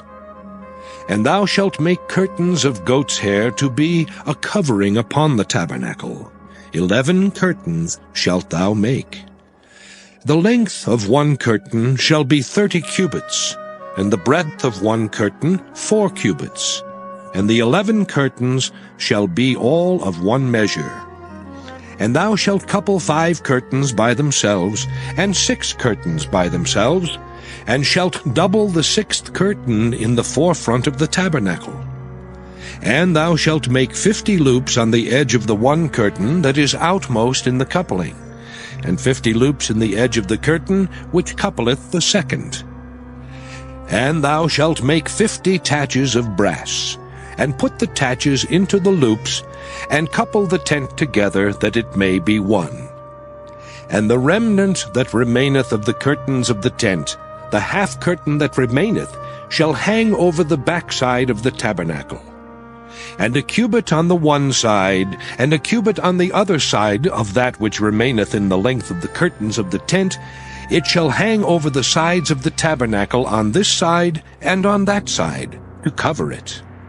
And thou shalt make a covering for the tent of rams' skins dyed red, and a covering above of badgers' skins. And thou shalt make boards for the tabernacle of shittim wood standing up. 10 cubits shall be the length of a board, and a cubit and a half shall be the breadth of one board. 2 tenons shall there be in one board, set in order one against another. Thus shalt thou make for all the boards of the tabernacle. And thou shalt make the boards for the tabernacle, 20 boards on the south side southward. And thou shalt make 40 sockets of silver under the 20 boards, 2 sockets under one board for his 2 tenons, and 2 sockets under another board for his 2 tenons. And for the second side of the tabernacle, on the north side, there shall be 20 boards, and there 40 sockets of silver, 2 sockets under one board, and 2 sockets under another board. And for the sides of the tabernacle westward thou shalt make 6 boards, and 2 boards shalt thou make for the corners of the tabernacle in the 2 sides. And they shall be coupled together beneath, and they shall be coupled together above the head of it unto one ring. Thus shall it be for them both. They shall be for the 2 corners. And they shall be 8 boards, and their sockets of silver 16 sockets, 2 sockets under one board, and 2 sockets under another board. And thou shalt make bars of shittim wood, 5 for the boards of the one side of the tabernacle, and 5 bars for the boards of the other side of the tabernacle, and 5 bars for the boards of the side of the tabernacle for the 2 sides westward. And the middle bar in the midst of the boards shall reach from end to end. And thou shalt overlay the boards with gold, and make their rings of gold for places for the bars. And thou shalt overlay the bars with gold. And thou shalt rear up the tabernacle according to the fashion thereof which was showed thee in the mount. And thou shalt make a veil of blue and purple and scarlet and fine twined linen of cunning work. With cherubims shall it be made. And thou shalt hang it upon 4 pillars of shittim wood overlaid with gold. Their hooks shall be of gold upon the 4 sockets of silver. And thou shalt hang up the veil under the taches, that thou mayest bring in thither within the veil the ark of the testimony. And the veil shall divide unto you between the holy place and the most holy. And thou shalt put the mercy seat upon the ark of the testimony in the most holy place.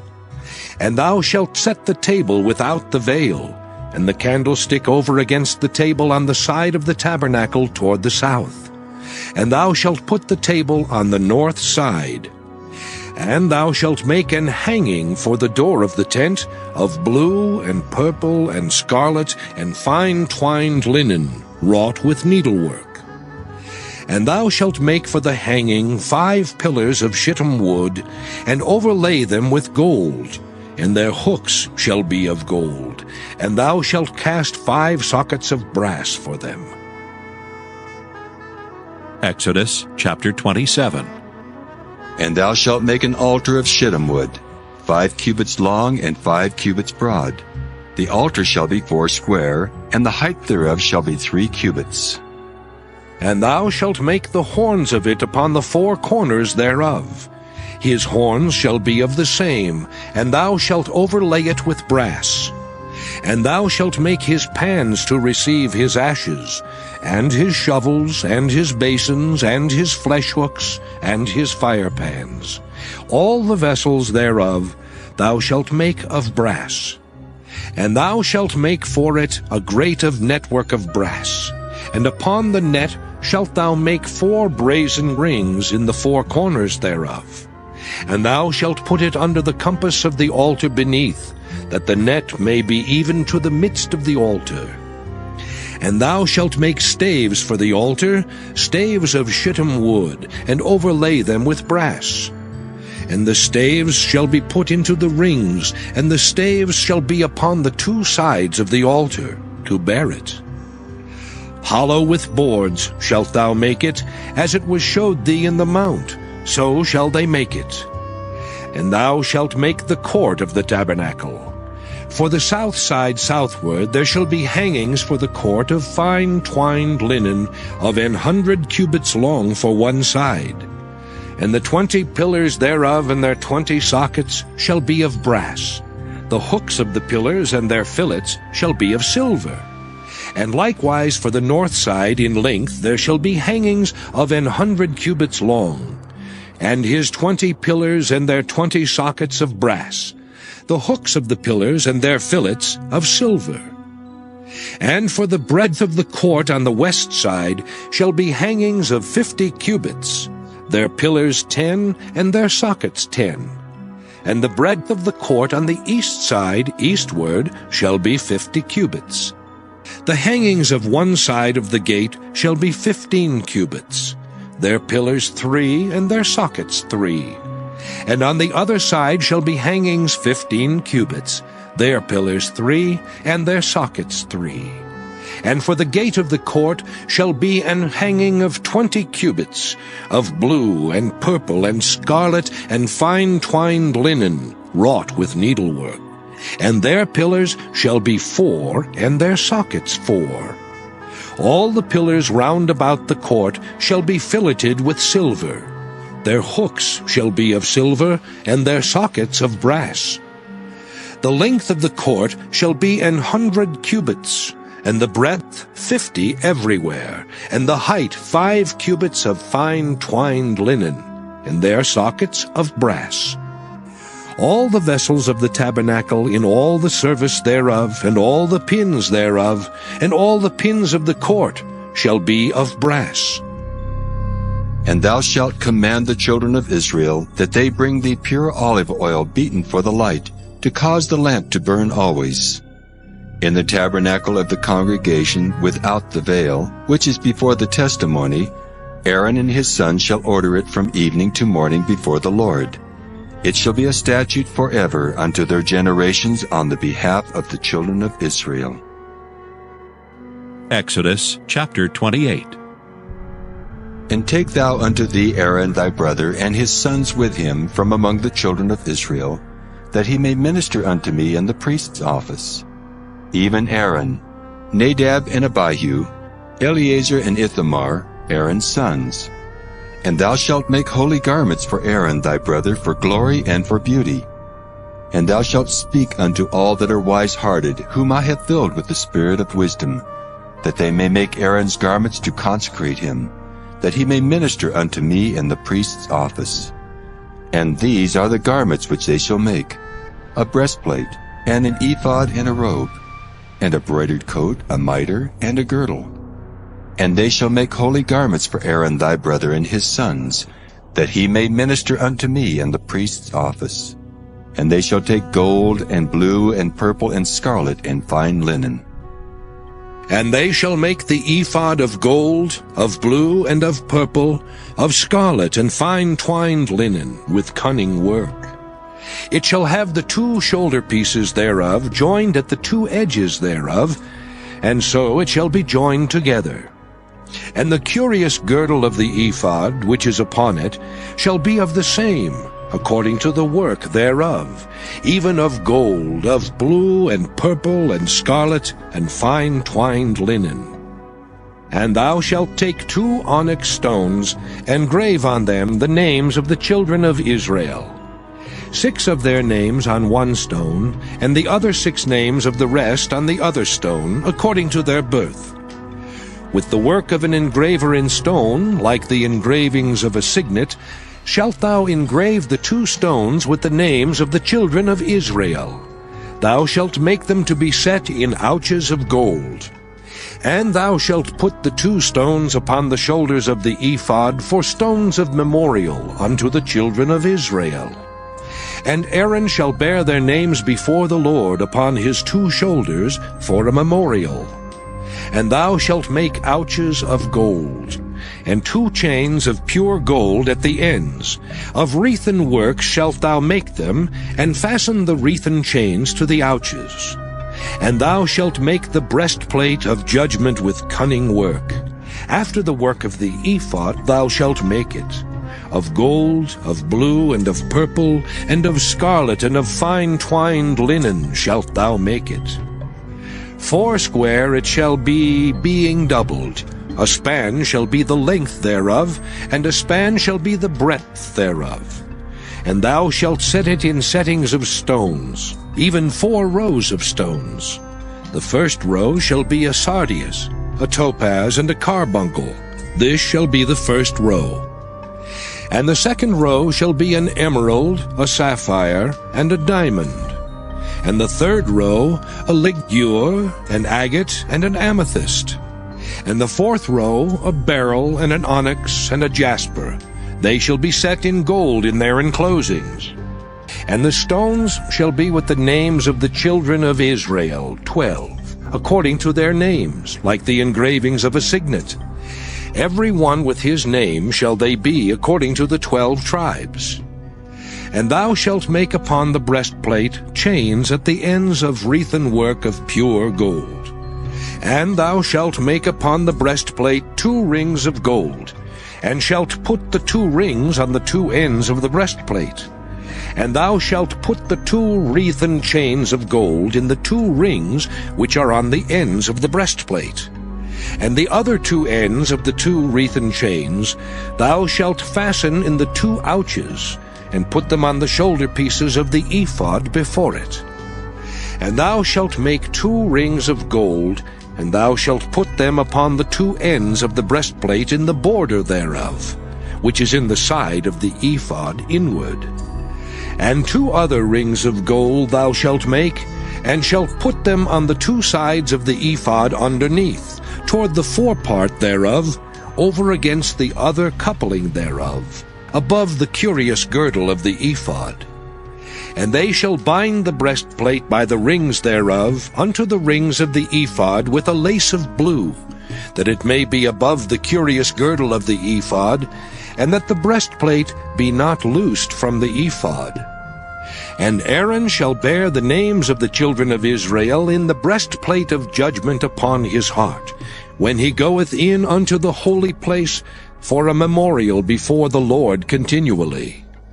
And thou shalt put in the breastplate of judgment the Urim and the Thummim, and they shall be upon Aaron's heart when he goeth in before the Lord.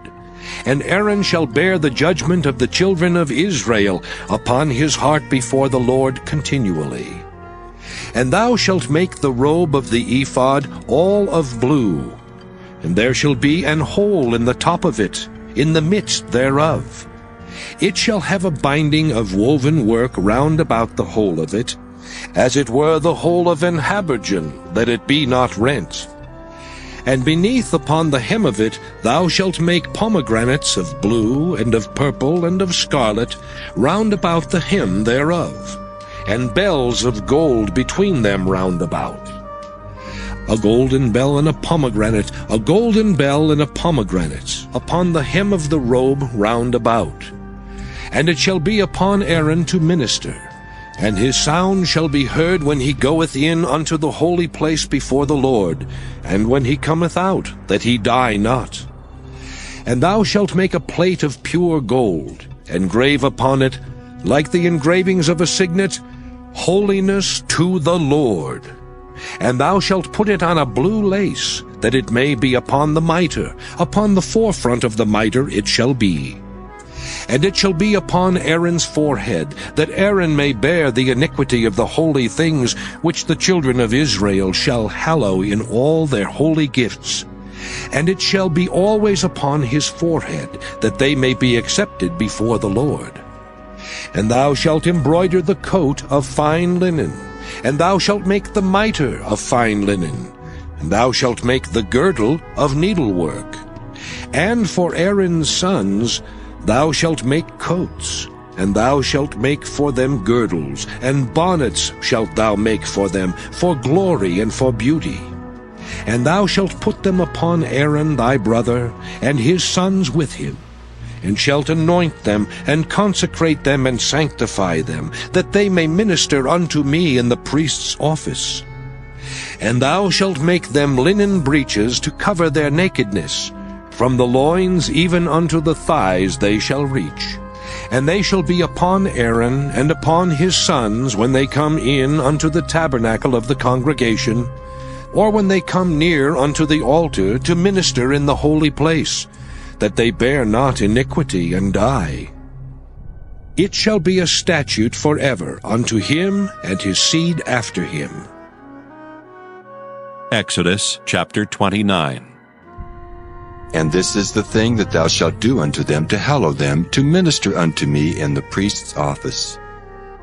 Take 1 young bullock and 2 rams without blemish, and unleavened bread and cakes unleavened, tempered with oil, and wafers unleavened, anointed with oil.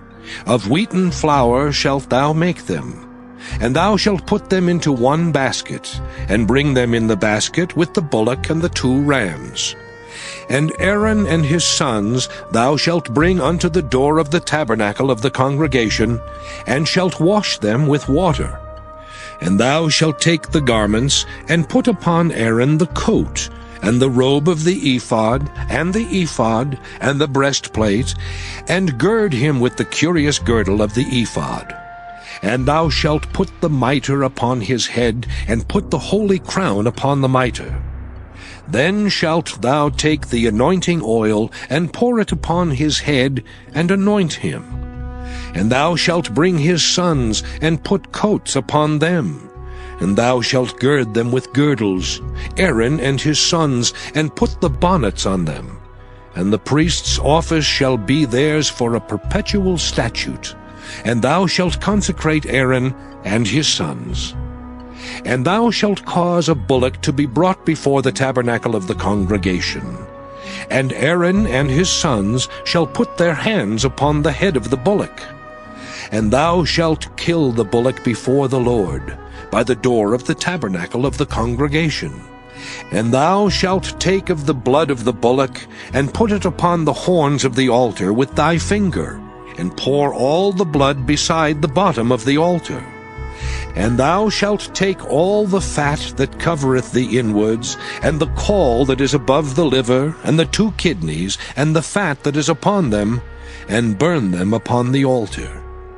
But the flesh of the bullock, and his skin, and his dung, shalt thou burn with fire without the camp. It is a sin offering. Thou shalt also take 1 ram, and Aaron and his sons shall put their hands upon the head of the ram. And thou shalt slay the ram, and thou shalt take his blood, and sprinkle it round about upon the altar. And thou shalt cut the ram in pieces, and wash the inwards of him, and his legs, and put them unto his pieces, and unto his head. And thou shalt burn the whole ram upon the altar. It is a burnt offering unto the Lord. It is a sweet savour, an offering made by fire unto the Lord. And thou shalt take the other ram, and Aaron and his sons shall put their hands upon the head of the ram. Then shalt thou kill the ram, and take of his blood, and put it upon the tip of the right ear of Aaron, and upon the tip of the right ear of his sons, and upon the thumb of their right hand, and upon the great toe of their right foot, and sprinkle the blood upon the altar round about.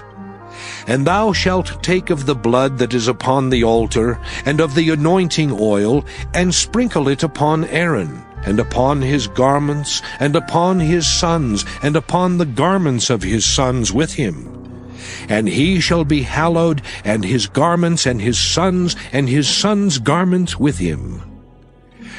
Also thou shalt take of the ram the fat and the rump, and the fat that covereth the inwards, and the caul above the liver, and the 2 kidneys, and the fat that is upon them, and the right shoulder, for it is a ram of consecration. And 1 loaf of bread, and 1 cake of oiled bread, and 1 wafer out of the basket of the unleavened bread that is before the Lord. And thou shalt put all in the hands of Aaron, and in the hands of his sons, and shalt wave them for a wave offering before the Lord. And thou shalt receive them of their hands, and burn them upon the altar for a burnt offering, for a sweet savour before the Lord. It is an offering made by fire unto the Lord. And thou shalt take the breast of the ram of Aaron's consecration, and wave it for a wave offering before the Lord. And it shall be thy part. And thou shalt sanctify the breast of the wave offering, and the shoulder of the heave offering, which is waved and which is heaved up, of the ram of the consecration, even of that which is for Aaron, and of that which is for his sons. And it shall be Aaron's and his sons by a statute forever from the children of Israel. For it is an heave offering, and it shall be an heave offering from the children of Israel of the sacrifice of their peace offerings, even their heave offering unto the Lord. And the holy garments of Aaron shall be his sons after him, to be anointed therein, and to be consecrated in them. And that son that is priest in his stead shall put them on 7 days, when he cometh into the tabernacle of the congregation to minister in the holy place. And thou shalt take the ram of the consecration, and seethe his flesh in the holy place. And Aaron and his sons shall eat the flesh of the ram, and the bread that is in the basket by the door of the tabernacle of the congregation. And they shall eat those things wherewith the atonement was made, to consecrate and to sanctify them. But a stranger shall not eat thereof, because they are holy. And if aught of the flesh of the consecrations, or of the bread, remain unto the morning, then thou shalt burn the remainder with fire. It shall not be eaten, because it is holy. And thus shalt thou do unto Aaron, and to his sons according to all things which I have commanded thee. 7 days shalt thou consecrate them. And thou shalt offer every day a bullock for a sin offering for atonement. And thou shalt cleanse the altar, when thou hast made an atonement for it, and thou shalt anoint it, to sanctify it. 7 days thou shalt make an atonement for the altar, and sanctify it. And it shall be an altar most holy. Whatsoever toucheth the altar shall be holy. Now this is that which thou shalt offer upon the altar: 2 lambs of the first year, day by day, continually. The 1 lamb thou shalt offer in the morning, and the other lamb thou shalt offer at even. And with the 1 lamb 1/10 deal of flour mingled with the 4th part of an hin of beaten oil, and the 4th part of an hin of wine for a drink offering. And the other lamb thou shalt offer at even, and shalt do thereto according to the meat offering of the morning, and according to the drink offering thereof, for a sweet savour, an offering made by fire unto the Lord. This shall be a continual burnt offering throughout your generations, at the door of the tabernacle of the congregation before the Lord, where I will meet you to speak there unto thee. And there I will meet with the children of Israel, and the tabernacle shall be sanctified by my glory. And I will sanctify the tabernacle of the congregation and the altar. I will sanctify also both Aaron and his sons, to minister to me in the priest's office. And I will dwell among the children of Israel, and will be their God. And they shall know that I am the Lord their God, that brought them forth out of the land of Egypt, that I may dwell among them. I am the Lord their God. Exodus chapter 30. And thou shalt make an altar to burn incense upon. Of shittim wood shalt thou make it. A cubit shall be the length thereof, and a cubit the breadth thereof. 4 square shall it be, and 2 cubits shall be the height thereof. The horns thereof shall be of the same. And thou shalt overlay it with pure gold, the top thereof, and the sides thereof round about, and the horns thereof. And thou shalt make unto it a crown of gold round about. And 2 golden rings shalt thou make to it under the crown of it. By the 2 corners thereof, upon the 2 sides of it shalt thou make it. And they shall be for places for the staves to bear it withal. And thou shalt make the staves of shittim wood, and overlay them with gold. And thou shalt put it before the veil that is by the ark of the testimony, before the mercy seat that is over the testimony, where I will meet with thee. And Aaron shall burn thereon sweet incense every morning. When he dresseth the lamps, he shall burn incense upon it. And when Aaron lighteth the lamps at even, he shall burn incense upon it, a perpetual incense before the Lord throughout your generations. Ye shall offer no strange incense thereon, nor burnt sacrifice, nor meat offering. Neither shall ye pour drink offering thereon. And Aaron shall make an atonement upon the horns of it once in a year with the blood of the sin offering of atonements. Once in the year shall he make atonement upon it throughout your generations. It is most holy unto the Lord. And the Lord spake unto Moses, saying, When thou takest the sum of the children of Israel after their number, then shall they give every man a ransom for his soul unto the Lord, when thou numberest them. That there be no plague among them when thou numberest them. This they shall give every one that passeth among them that are numbered, 1/2 shekel after the shekel of the sanctuary. A shekel is 20 gerahs, and 1/2 shekel shall be the offering of the Lord. Every one that passeth among them that are numbered, from 20 years old and above, shall give an offering unto the Lord. The rich shall not give more, and the poor shall not give less than half a shekel when they give an offering unto the Lord, to make an atonement for your souls. And thou shalt take the atonement money of the children of Israel, and shalt appoint it for the service of the tabernacle of the congregation, that it may be a memorial unto the children of Israel before the Lord, to make an atonement for your souls. And the Lord spake unto Moses, saying, Thou shalt also make a laver of brass, and his foot also of brass to wash withal. And thou shalt put it between the tabernacle of the congregation and the altar, and thou shalt put water therein. For Aaron and his sons shall wash their hands and their feet thereat. When they go into the tabernacle of the congregation, they shall wash with water, that they die not. Or when they come near to the altar to minister, to burn offering made by fire unto the Lord. So they shall wash their hands and their feet, that they die not. And it shall be a statute forever to them, even to him and to his seed throughout their generations. Moreover the Lord spake unto Moses, saying, Take thou also unto thee principal spices. Of pure myrrh 500 shekels, and of sweet cinnamon half so much, even 250 shekels. And of sweet calamus 250 shekels. And of cassia 500 shekels, after the shekel of the sanctuary, and of oil, olive, and hin. And thou shalt make it an oil of holy ointment, an ointment compound after the art of the apothecary. It shall be an holy anointing oil.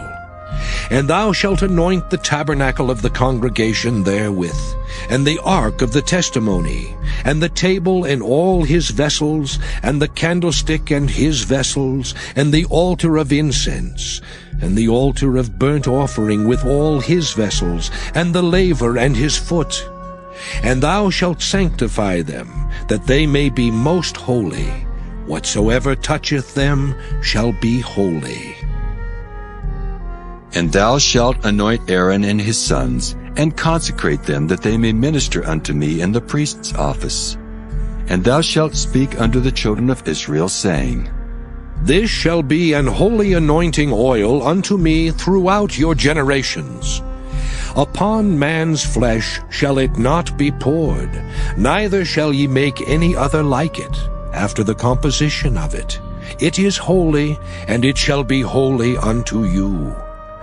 Whosoever compoundeth any like it, or whosoever putteth any of it upon a stranger, shall even be cut off from his people. And the Lord said unto Moses, Take unto thee sweet spices, stadke, and onycha, and galbanum. These sweet spices with pure frankincense, of each shall there be a like weight. And thou shalt make it a perfume, a confection after the art of the apothecary, tempered together, pure and holy. And thou shalt beat some of it very small, and put of it before the testimony in the tabernacle of the congregation, where I will meet with thee. It shall be unto you most holy. And as for the perfume which thou shalt make, ye shall not make to yourselves according to the composition thereof. It shall be unto thee holy for the Lord. Whosoever shall make like unto that, to smell thereto, shall even be cut off from his people. Exodus chapter 31. And the Lord spake unto Moses, saying, See, I have called by name Bezaleel, the son of Uri, the son of Hur, of the tribe of Judah. And I have filled him with the Spirit of God, in wisdom and in understanding, and in knowledge and in all manner of workmanship, to devise cunning works, to work in gold and in silver and in brass, and in cutting of stones to set them, and in carving of timber, to work in all manner of workmanship. And I, behold, I have given with him Aholiab, the son of Ahisamach, of the tribe of Dan. And in the hearts of all that are wise-hearted, I have put wisdom, that they may make all that I have commanded thee. the tabernacle of the congregation, and the ark of the testimony, and the mercy seat that is thereupon, and all the furniture of the tabernacle, and the table and his furniture, and the pure candlestick with all his furniture, and the altar of incense, and the altar of burnt offering with all his furniture, and the laver and his foot, and the cloths of service, and the holy garments for Aaron the priest, and the garments of his sons to minister in the priest's office, and the anointing oil, and sweet incense for the holy place. According to all that I have commanded thee shall they do. And the Lord spake unto Moses, saying, Speak thou also unto the children of Israel, saying, Verily my Sabbaths ye shall keep, for it is a sign between me and you throughout your generations, that ye may know that I am the Lord that doth sanctify you. Ye shall keep the Sabbath therefore, for it is holy unto you. Every one that defileth it shall surely be put to death. For whosoever doeth any work therein, that soul shall be cut off from among his people. 6 days may work be done, but in the 7th is the Sabbath of rest, holy to the Lord. Whosoever doeth any work in the Sabbath day, he shall surely be put to death. Wherefore the children of Israel shall keep the Sabbath, to observe the Sabbath throughout their generations, for a perpetual covenant. It is a sign between me and the children of Israel forever. For in 6 days the Lord made heaven and earth, and on the 7th day he rested, and was refreshed. And he gave unto Moses, when he had made an end of communing with him upon Mount Sinai, 2 tables of testimony, tables of stone, written with the finger of God. Exodus chapter 32. And when the people saw that Moses delayed to come down out of the mount, the people gathered themselves together unto Aaron, and said unto him, Up, make us gods which shall go before us. For as for this Moses, the man that brought us up out of the land of Egypt, we wot not what has become of him. And Aaron said unto them, Break off the golden earrings which are in the ears of your wives, of your sons, and of your daughters, and bring them unto me. And all the people brake off the golden earrings which were in their ears, and brought them unto Aaron. And he received them at their hand, and fashioned it with a graving tool, after he had made it a molten calf. And they said, These be thy gods, O Israel, which brought thee up out of the land of Egypt. And when Aaron saw it, he built an altar before it. And Aaron made proclamation, and said, Tomorrow is a feast to the Lord. And they rose up early on the morrow, and offered burnt offerings, and brought peace offerings. And the people sat down to eat and to drink, and rose up to play. And the Lord said unto Moses, Go get thee down, for thy people which thou broughtest out of the land of Egypt have corrupted themselves. They have turned aside quickly out of the way which I commanded them. They have made them a molten calf, and have worshipped it, and have sacrificed thereunto, and said, These be thy gods, O Israel, which have brought thee up out of the land of Egypt. And the Lord said unto Moses, I have seen this people, and behold, it is a stiff-necked people. Now therefore let me alone, that my wrath may wax hot against them, and that I may consume them. And I will make of thee a great nation. And Moses besought the Lord his God, and said, Lord, why doth thy wrath wax hot against thy people, which thou hast brought forth out of the land of Egypt with great power and with a mighty hand? Wherefore should the Egyptians speak and say, For mischief did he bring them out, to slay them in the mountains, and to consume them from the face of the earth? Turn from thy fierce wrath, and repent of this evil against thy people. Remember Abraham, Isaac, and Israel, thy servants, to whom thou swarest by thine own self, and saidst unto them, I will multiply your seed as the stars of heaven, and all this land that I have spoken of will I give unto your seed, and they shall inherit it forever. And the Lord repented of the evil which he thought to do unto his people. And Moses turned and went down from the mount, and the 2 tables of the testimony were in his hand. The tables were written on both their sides, on the one side and on the other were they written. And the tables were the work of God, and the writing was the writing of God, graven upon the tables. And when Joshua heard the noise of the people as they shouted, he said unto Moses, There is a noise of war in the camp.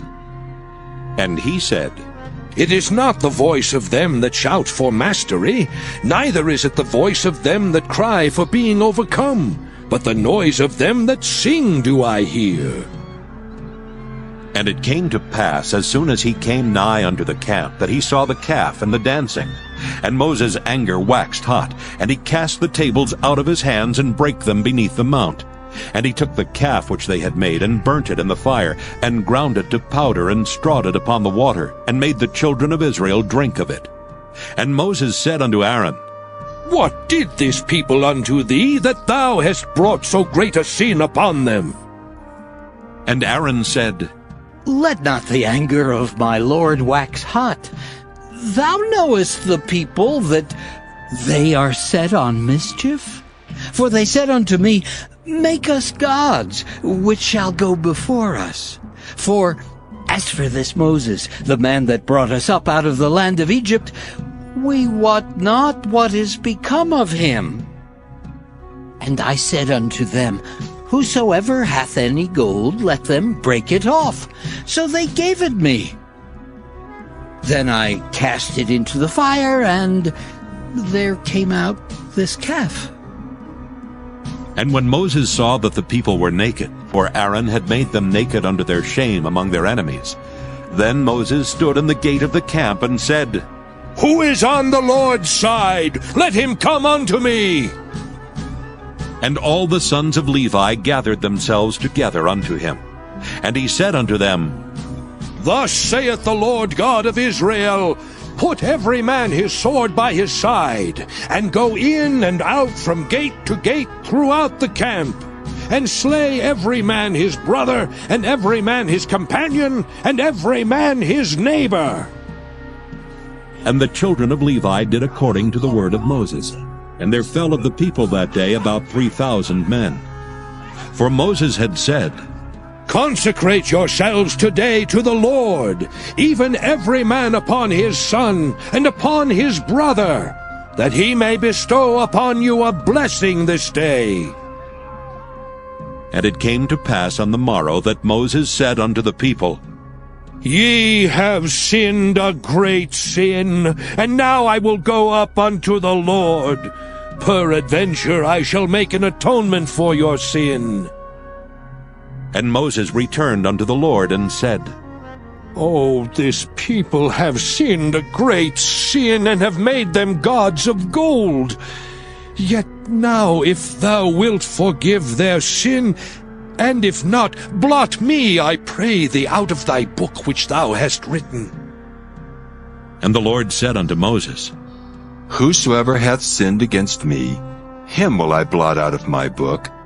Therefore now go, lead the people unto the place of which I have spoken unto thee. Behold, mine angel shall go before thee. Nevertheless, in the day when I visit, I will visit their sin upon them. And the Lord plagued the people because they made the calf which Aaron made. Exodus chapter 33. And the Lord said unto Moses, Depart and go up hence, thou and the people which thou hast brought up out of the land of Egypt, unto the land which I swear unto Abraham, to Isaac, and to Jacob, saying, Unto thy seed will I give it. And I will send an angel before thee, and I will drive out the Canaanite, the Amorite, and the Hittite, and the Perizzite, the Hivite, and the Jebusite, unto a land flowing with milk and honey, for I will not go up in the midst of thee, for thou art a stiff-necked people, lest I consume thee in the way. And when the people heard these evil tidings, they mourned, and no man did put on him his ornaments. For the Lord had said unto Moses, Say unto the children of Israel, Ye are a stiff-necked people. I will come up into the midst of thee in a moment, and consume thee. Therefore now put off thine ornaments from thee, that I may know what to do unto thee. And the children of Israel stripped themselves of their ornaments by the Mount Horeb. And Moses took the tabernacle, and pitched it without the camp, afar off from the camp, and called it the tabernacle of the congregation. And it came to pass that every one which sought the Lord went out unto the tabernacle of the congregation, which was without the camp. And it came to pass, when Moses went out unto the tabernacle, that all the people rose up and stood every man at his tent door, and looked after Moses until he was gone into the tabernacle. And it came to pass, as Moses entered into the tabernacle, the cloudy pillar descended, and stood at the door of the tabernacle. And the Lord talked with Moses. And all the people saw the cloudy pillar stand at the tabernacle door. And all the people rose up and worshipped, every man in his tent door. And the Lord spake unto Moses face to face, as a man speaketh unto his friend. And he turned again into the camp. But his servant Joshua, the son of Nun, a young man, departed not out of the tabernacle. And Moses said unto the Lord, See, thou sayest unto me, Bring up this people, and thou hast not let me know whom thou wilt send with me. Yet thou hast said, I know thee by name, and thou hast also found grace in my sight. Now therefore I pray thee, if I have found grace in thy sight, show me now thy way, that I may know thee, that I may find grace in thy sight, and consider that this nation is thy people. And he said, My presence shall go with thee, and I will give thee rest. And he said unto him, If thy presence go not with me, carry us not up hence. For wherein shall it be known here that I and thy people have found grace in thy sight?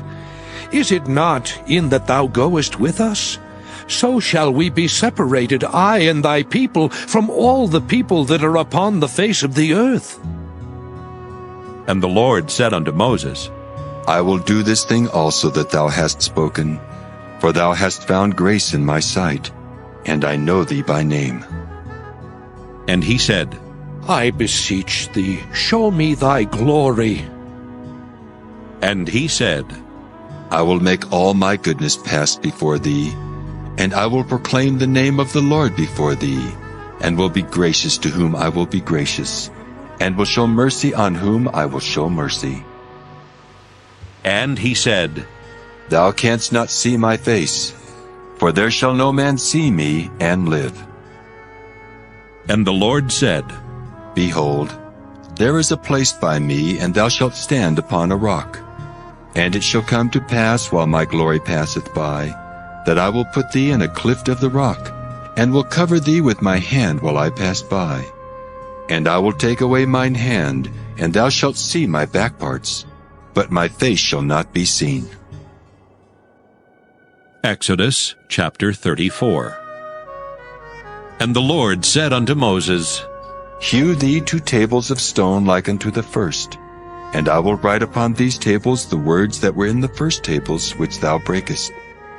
And be ready in the morning, and come up in the morning unto Mount Sinai, and present thyself there to me in the top of the mount. And no man shall come up with thee, neither let any man be seen throughout all the mount, neither let the flocks nor herds feed before that mount. And he hewed 2 tables of stone like unto the first. And Moses rose up early in the morning, and went up unto Mount Sinai, as the Lord had commanded him, and took in his hand the 2 tables of stone. And the Lord descended in the cloud, and stood with him there, and proclaimed the name of the Lord. And the Lord passed by before him, and proclaimed, The Lord God, merciful and gracious, long-suffering and abundant in goodness and truth, keeping mercy for thousands, forgiving iniquity and transgression and sin, and that will by no means clear the guilty, visiting the iniquity of the fathers upon the children, and upon the children's children, unto the third and to the fourth generation. And Moses made haste, and bowed his head toward the earth, and worshipped. And he said, If now I have found grace in thy sight, O Lord, let my Lord, I pray thee, go among us. For it is a stiff-necked people, and pardon our iniquity and our sin, and take us for thine inheritance. And he said, Behold, I make a covenant. Before all thy people I will do marvels such as have not been done in all the earth, nor in any nation. And all the people among which thou art shall see the work of the Lord. For it is a terrible thing that I will do with thee. Observe thou that which I command thee this day. Behold, I drive out before thee the Amorite, and the Canaanite, and the Hittite, and the Perizzite, and the Hivite, and the Jebusite. Take heed to thyself, lest thou make a covenant with the inhabitants of the land whither thou goest, lest it be for a snare in the midst of thee. But ye shall destroy their altars, break their images, and cut down their groves. For thou shalt worship no other God, for the Lord whose name is jealous is a jealous God. Lest thou make a covenant with the inhabitants of the land, and they go a-whoring after their gods, and do sacrifice unto their gods, and one call thee, and thou eat of his sacrifice. And thou take of their daughters unto thy sons, and their daughters go a-whoring after their gods, and make thy sons go a-whoring after their gods. Thou shalt make thee no molten gods. The feast of unleavened bread shalt thou keep. 7 days thou shalt eat unleavened bread, as I commanded thee in the time of the month Abib. For in the month Abib thou camest out from Egypt. All that openeth the matrix is mine, and every firstling among thy cattle, whether ox or sheep, that is male. But the firstling of an ass thou shalt redeem with a lamb. And if thou redeem him not, then shalt thou break his neck. All the firstborn of thy sons thou shalt redeem, and none shall appear before me empty. 6 days thou shalt work, but on the 7th day thou shalt rest. In earing time and in harvest thou shalt rest. And thou shalt observe the feast of weeks, of the first fruits of wheat harvest, and the feast of ingathering at the year's end. Thrice in the year shall all your men children appear before the Lord God, the God of Israel. For I will cast out the nations before thee, and enlarge thy borders. Neither shall any man desire thy land, when thou shalt go up to appear before the Lord thy God thrice in the year. Thou shalt not offer the blood of my sacrifice with leaven, neither shall the sacrifice of the feast of the Passover be left unto the morning. The first of the first fruits of thy land thou shalt bring unto the house of the Lord thy God. Thou shalt not see the kid in his mother's milk. And the Lord said unto Moses, Write thou these words, for after the tenor of these words I have made a covenant with thee and with Israel.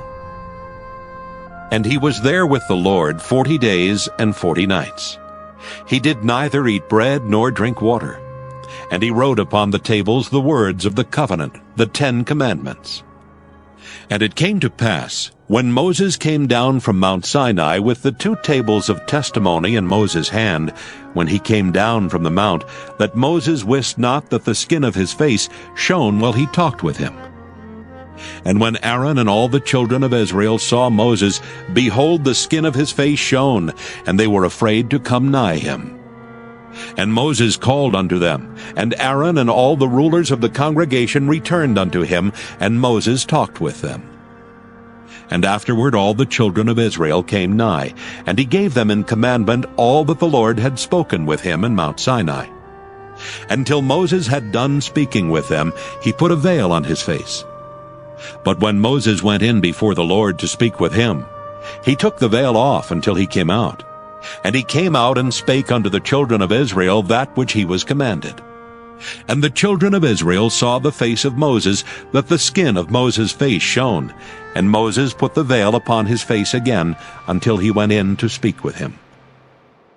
Exodus chapter 35. And Moses gathered all the congregation of the children of Israel together, and said unto them, These are the words which the Lord hath commanded, that ye should do them. 6 days shall work be done, but on the 7th day there shall be to you an holy day, a Sabbath of rest to the Lord. Whosoever doeth work therein shall be put to death. Ye shall kindle no fire throughout your habitations upon the Sabbath day. And Moses spake unto all the congregation of the children of Israel, saying, This is the thing which the Lord commanded, saying, Take ye from among you an offering unto the Lord.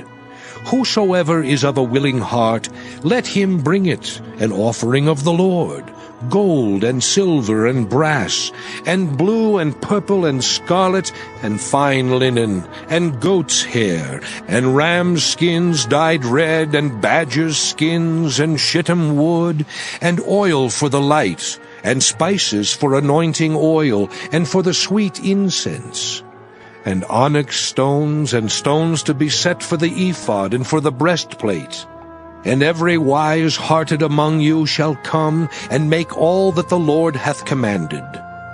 The tabernacle, his tent, and his covering, his taches, and his boards, his bars, his pillars, and his sockets, the ark and the staves thereof with the mercy seat, and the veil of the covering, the table and his staves, and all his vessels, and the showbread, the candlestick also for the light, and his furniture, and his lamps with the oil for the light, and the incense altar, and his staves, and the anointing oil, and the sweet incense, and the hanging for the door at the entering in of the tabernacle, the altar of burnt offering with his brazen grate, his staves and all his vessels, the laver and his foot, the hangings of the court, his pillars and their sockets, and the hanging for the door of the court, the pins of the tabernacle and the pins of the court and their cords, the cloths of service to do service in the holy place, the holy garments for Aaron the priest, and the garments of his sons to minister in the priest's office. And all the congregation of the children of Israel departed from the presence of Moses. And they came, every one whose heart stirred him up, and every one whom his spirit made willing, and they brought the Lord's offering to the work of the tabernacle of the congregation, and for all his service, and for the holy garments. And they came, both men and women, as many as were willing-hearted, and brought bracelets and earrings and rings and tablets, all jewels of gold. And every man that offered an offering of gold unto the Lord. And every man with whom was found blue and purple and scarlet and fine linen, and goat's hair and red skins of rams and badgers' skins brought them. Every one that did offer an offering of silver and brass brought the Lord's offering. And every man with whom was found shittim wood for any work of the service brought it. And all the women that were wise-hearted did spin with their hands, and brought that which they had spun, both of blue and of purple and of scarlet and of fine linen. And all the women whose heart stirred them up in wisdom spun goat's hair. And the rulers brought onyx stones, and stones to be set for the ephod, and for the breastplate, and spice and oil for the light, and for the anointing oil, and for the sweet incense. The children of Israel brought a willing offering unto the Lord, every man and woman whose heart made them willing to bring for all manner of work, which the Lord had commanded to be made by the hand of Moses. And Moses said unto the children of Israel, See, the Lord hath called by name Bezaleel, the son of Uri, the son of Hur, of the tribe of Judah. And he hath filled him with the Spirit of God, in wisdom, in understanding, and in knowledge, and in all manner of workmanship, and to devise curious works, to work in gold, and in silver, and in brass, and in the cutting of stones to set them, and in carving of wood to make any manner of cunning work. And he hath put in his heart that he may teach, both he and Aholiab the son of Ahisamach of the tribe of Dan. Them hath he filled with wisdom of heart, to work all manner of work, of the engraver, and of the cunning workman, and of the embroiderer, in blue and in purple, in scarlet and in fine linen, and of the weaver, even of them that do any work, and of those that devise cunning work. Exodus chapter 36. Then wrought Bezaleel and Aholiab, and every wise-hearted man in whom the Lord put wisdom and understanding, to know how to work all manner of work for the service of the sanctuary, according to all that the Lord had commanded. And Moses called Bezaleel and Aholiab, and every wise-hearted man, in whose heart the Lord had put wisdom, even every one whose heart stirred him up, to come unto the work to do it. And they received of Moses all the offering which the children of Israel had brought for the work of the service of the sanctuary, to make it withal. And they brought yet unto him free offerings every morning. And all the wise men that wrought all the work of the sanctuary came every man from his work which they made. And they spake unto Moses, saying, The people bring much more than enough for the service of the work which the Lord commanded to make. And Moses gave commandment, and they caused it to be proclaimed throughout the camp, saying, Let neither man nor woman make any more work for the offering of the sanctuary. So the people were restrained from bringing. For the stuff they had was sufficient for all the work to make it, and too much. And every wise-hearted man among them that wrought the work of the tabernacle made 10 curtains of fine twined linen, and blue and purple and scarlet. With cherubims of cunning work made he them. The length of one curtain was 28 cubits, and the breadth of one curtain 4 cubits. The curtains were all of one size. And he coupled the 5 curtains one unto another, and the other 5 curtains he coupled one unto another. And he made loops of blue on the edge of one curtain from the selvage in the coupling. Likewise he made in the uttermost side of another curtain in the coupling of the second. 50 loops made he in one curtain, and 50 loops made he in the edge of the curtain which was in the coupling of the second. The loops held one curtain to another. And he made 50 taches of gold, and coupled the curtains one unto another with the taches. So it became one tabernacle. And he made curtains of goat's hair for the tent over the tabernacle. 11 curtains he made them. The length of one curtain was 30 cubits, and 4 cubits was the breadth of one curtain. The 11 curtains were of one size. And he coupled 5 curtains by themselves, and 6 curtains by themselves. And he made 50 loops upon the uttermost edge of the curtain in the coupling, and 50 loops made he upon the edge of the curtain which coupleth the second. And he made 50 taches of brass to couple the tent together, that it might be one. And he made a covering for the tent of ram's skins dyed red, and a covering of badger's skins above that. And he made boards for the tabernacle of shittim wood standing up. The length of a board was 10 cubits, and the breadth of a board 1 cubit and a half. One board had 2 tenons, equally distant from one another. Thus did he make for all the boards of the tabernacle. And he made boards for the tabernacle, 20 boards for the south side southward. And 40 sockets of silver he made under the 20 boards, 2 sockets under one board for his 2 tenons, and 2 sockets under another board for his 2 tenons. And for the other side of the tabernacle, which is toward the north corner, he made 20 boards, and there 40 sockets of silver, 2 sockets under one board, and 2 sockets under another board. And for the sides of the tabernacle westward he made 6 boards, and 2 boards made he for the corners of the tabernacle in the 2 sides. And they were coupled beneath and coupled together at the head thereof to one ring. Thus he did to both of them in both the corners. And there were 8 boards, and their sockets were 16 sockets of silver, under every board 2 sockets. And he made bars of shittim wood, 5 for the boards of the one side of the tabernacle, and 5 bars for the boards of the other side of the tabernacle, and 5 bars for the boards of the tabernacle for the sides westward. And he made the middle bar to shoot through the boards from the one end to the other. And he overlaid the boards with gold, and made their rings of gold to be places for the bars, and overlaid the bars with gold. And he made a veil of blue and purple and scarlet and fine twined linen. With cherubims made he it of cunning work. And he made thereunto 4 pillars of shittim wood, and overlaid them with gold. Their hooks were of gold, and he cast for them 4 sockets of silver. And he made an hanging for the tabernacle door of blue and purple and scarlet, and fine twined linen of needlework. And the 5 pillars of it with their hooks, and he overlaid their chapiters and their fillets with gold. But their 5 sockets were of brass. Exodus chapter 37. And Bezaleel made the ark of shittim wood. 2 cubits and a half was the length of it, and 1 cubit and a half the breadth of it, and 1 cubit and a half the height of it. And he overlaid it with pure gold within and without, and made a crown of gold to it round about. And he cast for it 4 rings of gold to be set by the 4 corners of it, even 2 rings upon the one side of it, and 2 rings upon the other side of it. And he made staves of shittim wood, and overlaid them with gold. And he put the staves into the rings by the sides of the ark, to bear the ark. And he made the mercy seat of pure gold. 2 cubits and a half was the length thereof, and 1 cubit and a half the breadth thereof. And he made 2 cherubims of gold. Beaten out of 1 piece made he them, on the 2 ends of the mercy seat.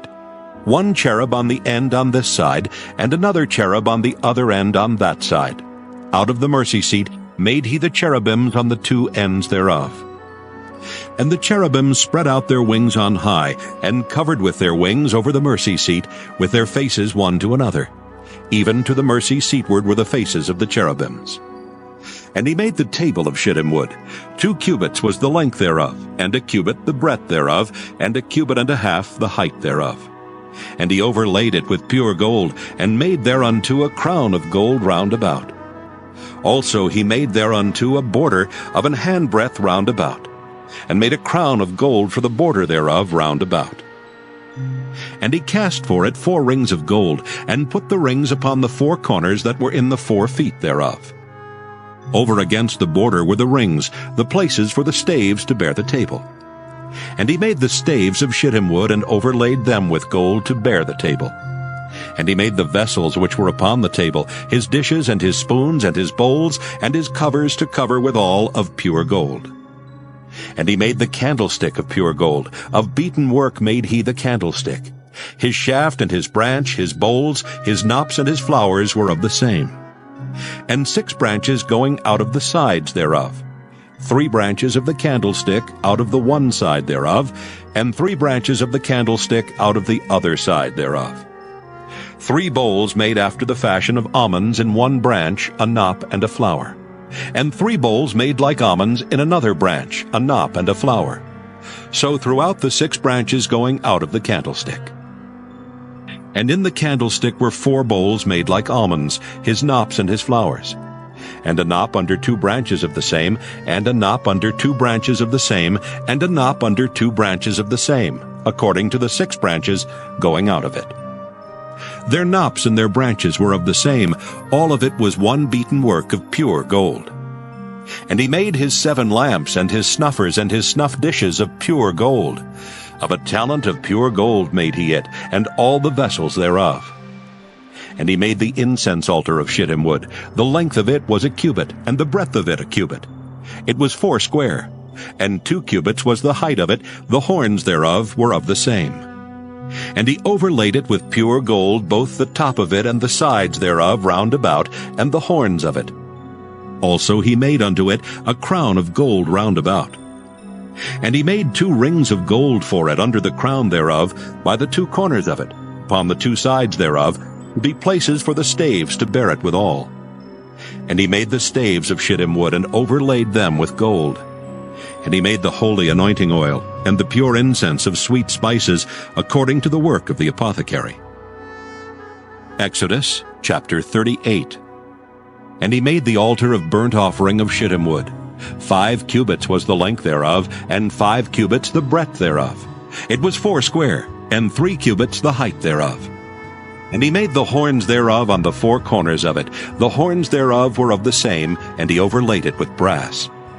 And he made all the vessels of the altar, the pots and the shovels and the basins and the fleshhooks and the firepans. All the vessels thereof made he of brass.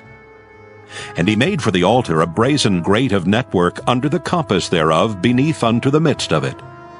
And he cast 4 rings for the 4 ends of the grate of brass, to be places for the staves. And he made the staves of shittim wood, and overlaid them with brass. And he put the staves into the rings on the sides of the altar, to bear it withal. He made the altar hollow with boards. And he made the laver of brass, and the foot of it of brass, of the looking glasses of the women assembling, which assembled at the door of the tabernacle of the congregation. And he made the court. On the south side southward, the hangings of the court were of fine twined linen, 100 cubits. Their pillars were 20, and their brazen sockets 20. The hooks of the pillars and their fillets were of silver. And for the north side, the hangings were 100 cubits. Their pillars were 20, and their sockets of brass 20. The hooks of the pillars and their fillets of silver. And for the west side were hangings of 50 cubits. Their pillars 10, and their sockets 10. The hooks of the pillars and their fillets of silver. And for the east side eastward 50 cubits. The hangings of the one side of the gate were 15 cubits, their pillars 3, and their sockets 3. And for the other side of the court gate, on this hand and that hand, were hangings of 15 cubits, their pillars 3, and their sockets 3. All the hangings of the court round about were of fine twined linen. And the sockets for the pillars were of brass, the hooks of the pillars and their fillets of silver, and the overlaying of their chapiters of silver. And all the pillars of the court were filleted with silver. And the hanging for the gate of the court was needlework of blue and purple and scarlet, and fine twined linen. And 20 cubits was the length, and the height and the breadth was 5 cubits, answerable to the hangings of the court. And their pillars were 4, and their sockets of brass 4, their hooks of silver, and the overlaying of their chapiters and their fillets of silver. And all the pins of the tabernacle and of the court round about were of brass. This is the sum of the tabernacle, even of the tabernacle of testimony, as it was counted, according to the commandment of Moses, for the service of the Levites, by the hand of Ithamar, son to Aaron the priest. And Bezalel, the son of Uri, the son of Hur, of the tribe of Judah, made all that the Lord commanded Moses. And with him was Aholiab, son of Ahisamach, of the tribe of Dan, an engraver, and a cunning workman, and an embroiderer in blue and in purple and in scarlet and fine linen. All the gold that was occupied for the work and all the work of the holy place, even the gold of the offering, was 29 talents, and 730 shekels, after the shekel of the sanctuary.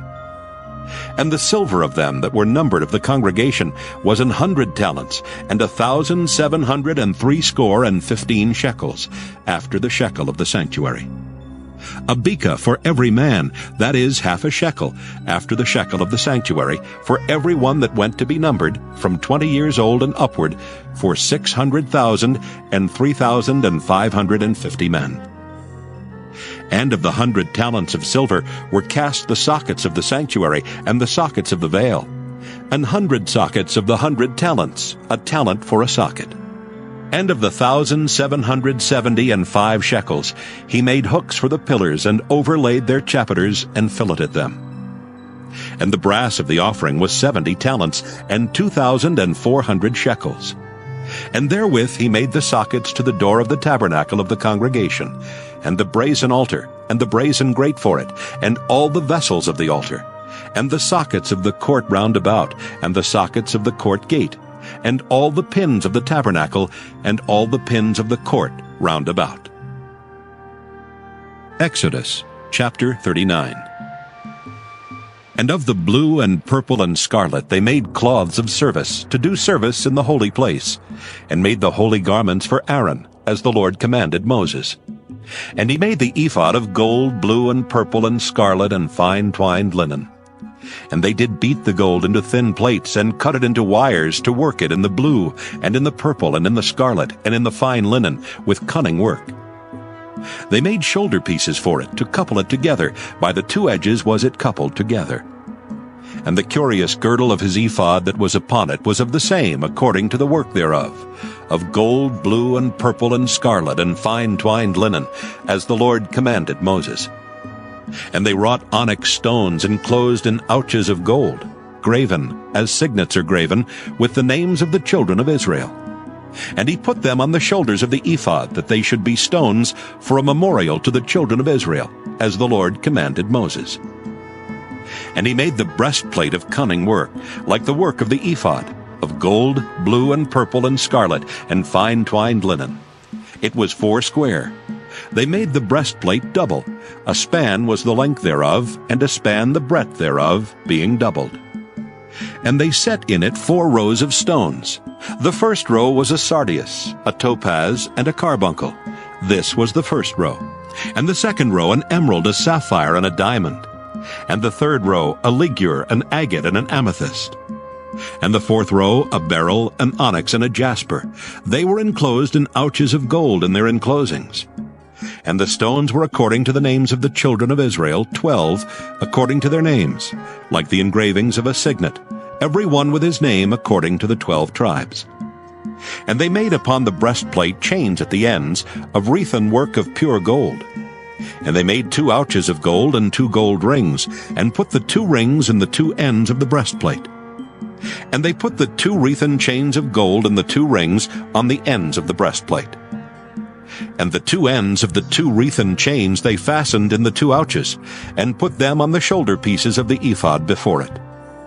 And they made 2 rings of gold, and put them on the 2 ends of the breastplate, upon the border of it, which was on the side of the ephod inward. And they made 2 other golden rings, and put them on the 2 sides of the ephod underneath, toward the forepart of it, over against the other coupling thereof, above the curious girdle of the ephod.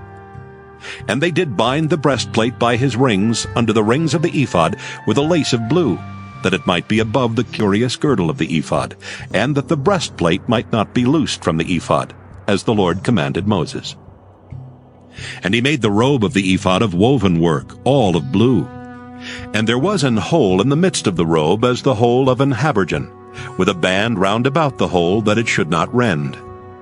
And they made upon the hems of the robe pomegranates of blue and purple and scarlet and twined linen. And they made bells of pure gold, and put the bells between the pomegranates upon the hem of the robe, round about between the pomegranates.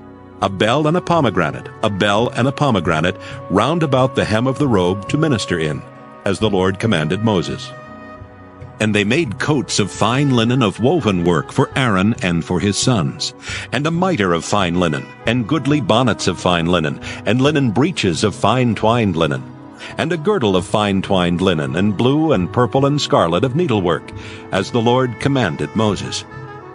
And they made the plate of the holy crown of pure gold, and wrote upon it a writing, like to the engravings of a signet, Holiness to the Lord. And they tied unto it a lace of blue to fasten it on high upon the mitre, as the Lord commanded Moses. Thus was all the work of the tabernacle of the tent of the congregation finished. And the children of Israel did according to all that the Lord commanded Moses, so did they. And they brought the tabernacle unto Moses, the tent and all his furniture, his taches, his boards, his bars, and his pillars and his sockets. And the covering of ram skins dyed red, and the covering of badger skins, and the veil of the covering, the ark of the testimony, and the staves thereof, and the mercy seat, the table and all the vessels thereof, and the showbread, the pure candlestick, with the lamps thereof, even with the lamps to be set in order, and all the vessels thereof, and the oil for light, and the golden altar, and the anointing oil, and the sweet incense, and the hanging for the tabernacle door, the brazen altar and his grate of brass, his staves and all his vessels, the laver and his foot, the hangings of the court, his pillars and his sockets, and the hanging for the court gate, his cords and his pins, and all the vessels of the service of the tabernacle for the tent of the congregation, the cloths of service to do service in the holy place, and the holy garments for Aaron the priest, and his sons' garments, to minister in the priest's office. According to all that the Lord commanded Moses, so the children of Israel made all the work. And Moses did look upon all the work, and behold, they had done it as the Lord had commanded, even so had they done it. and Moses blessed them. Exodus chapter 40. And the Lord spake unto Moses, saying, On the first day of the first month shalt thou set up the tabernacle of the tent of the congregation. And thou shalt put therein the ark of the testimony, and cover the ark with the veil. And thou shalt bring in the table, and set in order the things that are to be set in order upon it. And thou shalt bring in the candlestick, and light the lamps thereof. And thou shalt set the altar of gold for the incense before the ark of the testimony, and put the hanging of the door to the tabernacle. And thou shalt set the altar of the burnt offering before the door of the tabernacle of the tent of the congregation. And thou shalt set the laver between the tent of the congregation and the altar, and shalt put water therein. And thou shalt set up the court round about, and hang up the hanging at the court gate. And thou shalt take the anointing oil, and anoint the tabernacle and all that is therein, and shalt hallow it and all the vessels thereof, and it shall be holy. And thou shalt anoint the altar of the burnt offering, and all his vessels, and sanctify the altar, and it shall be an altar most holy. And thou shalt anoint the laver and his foot, and sanctify it. And thou shalt bring Aaron and his sons unto the door of the tabernacle of the congregation, and wash them with water. And thou shalt put upon Aaron the holy garments, and anoint him, and sanctify him, that he may minister unto me in the priest's office. And thou shalt bring his sons, and clothe them with coats. And thou shalt anoint them as thou didst anoint their father, that they may minister unto me in the priest's office. For their anointing shall surely be an everlasting priesthood throughout their generations. Thus did Moses, according to all that the Lord commanded him, so did he. And it came to pass in the first month in the second year, on the first day of the month, that the tabernacle was reared up. And Moses reared up the tabernacle, and fastened his sockets, and set up the boards thereof, and put in the bars thereof, and reared up his pillars. And he spread abroad the tent over the tabernacle, and put the covering of the tent above upon it, as the Lord commanded Moses. And he took and put the testimony into the ark, and set the staves on the ark, and put the mercy seat above upon the ark. And he brought the ark into the tabernacle, and set up the veil of the covering, and covered the ark of the testimony, as the Lord commanded Moses. And he put the table in the tent of the congregation upon the side of the tabernacle northward without the veil. And he set the bread in order upon it before the Lord, as the Lord had commanded Moses. And he put the candlestick in the tent of the congregation over against the table on the side of the tabernacle southward. And he lighted the lamps before the Lord, as the Lord commanded Moses. And he put the golden altar in the tent of the congregation before the veil, and he burnt sweet incense thereon, as the Lord commanded Moses. And he set up the hanging at the door of the tabernacle, and he put the altar of burnt offering by the door of the tabernacle of the tent of the congregation, and offered upon it the burnt offering and the meat offering, as the Lord commanded Moses. And he set the laver between the tent of the congregation and the altar, and put water there to wash withal. And Moses and Aaron and his sons washed their hands and their feet thereat. When they went into the tent of the congregation, and when they came near unto the altar, they washed, as the Lord commanded Moses. And he reared up the court round about the tabernacle and the altar, and set up the hanging of the court gate. So Moses finished the work. Then a cloud covered the tent of the congregation, and the glory of the Lord filled the tabernacle. And Moses was not able to enter into the tent of the congregation, because the cloud abode thereon, and the glory of the Lord filled the tabernacle. And when the cloud was taken up from over the tabernacle, the children of Israel went onward in all their journeys. But if the cloud were not taken up, then they journeyed not till the day that it was taken up.